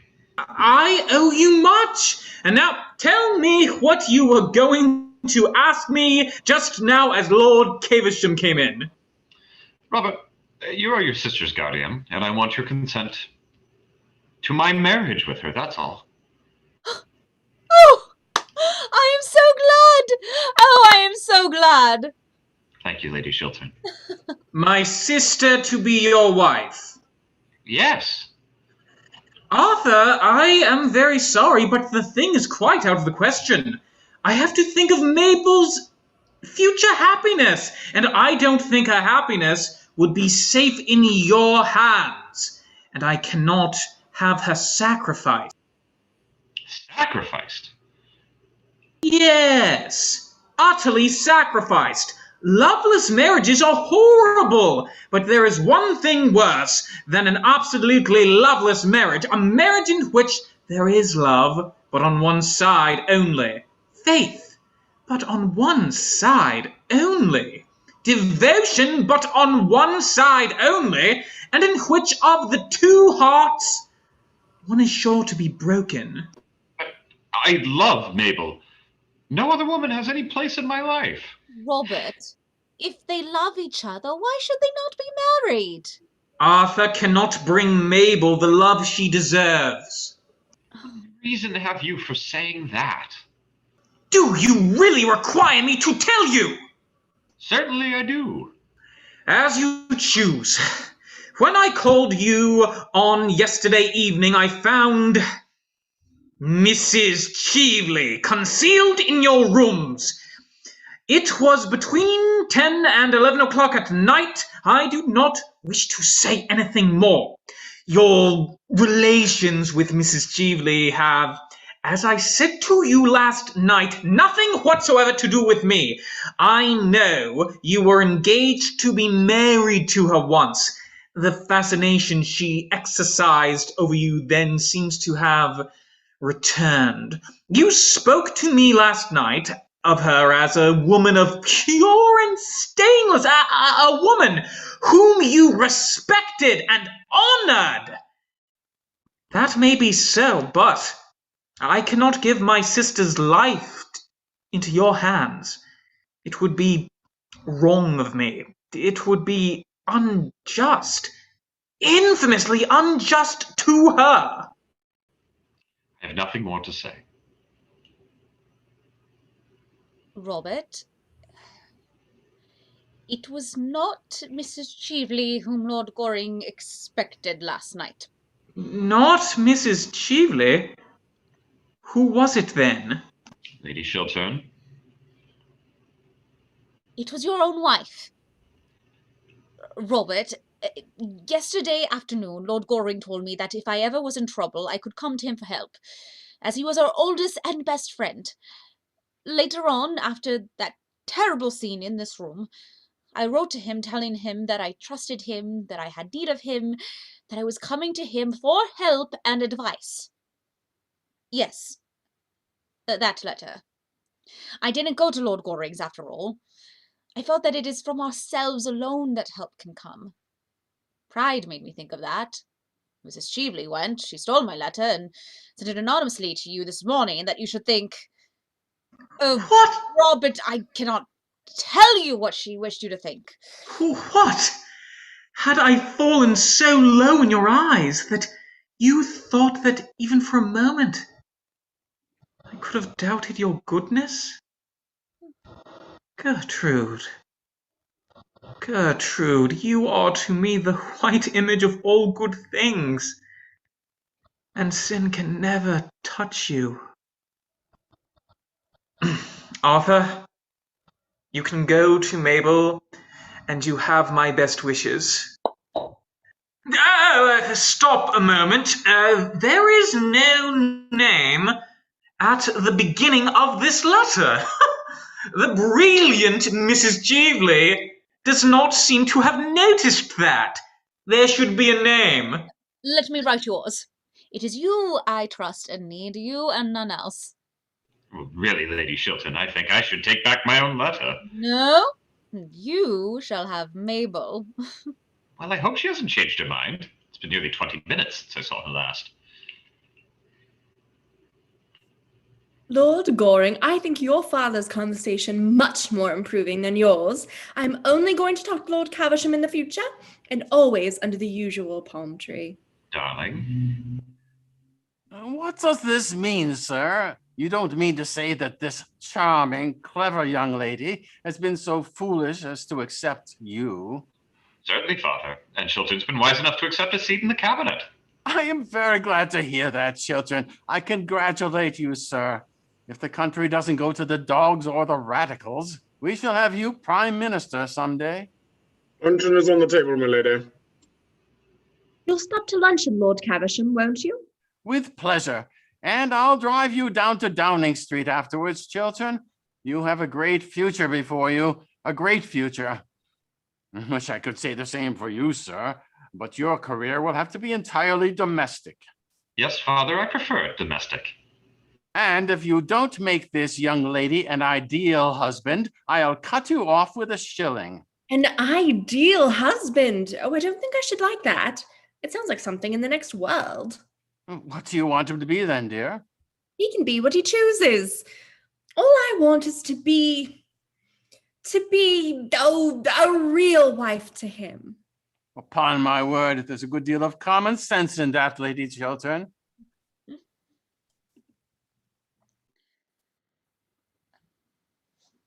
Aren't you coming in, Robert? Gertrude, is it love you feel for me, or pity merely? It is love, Robert. Love and only love. For both of us, a new life is beginning.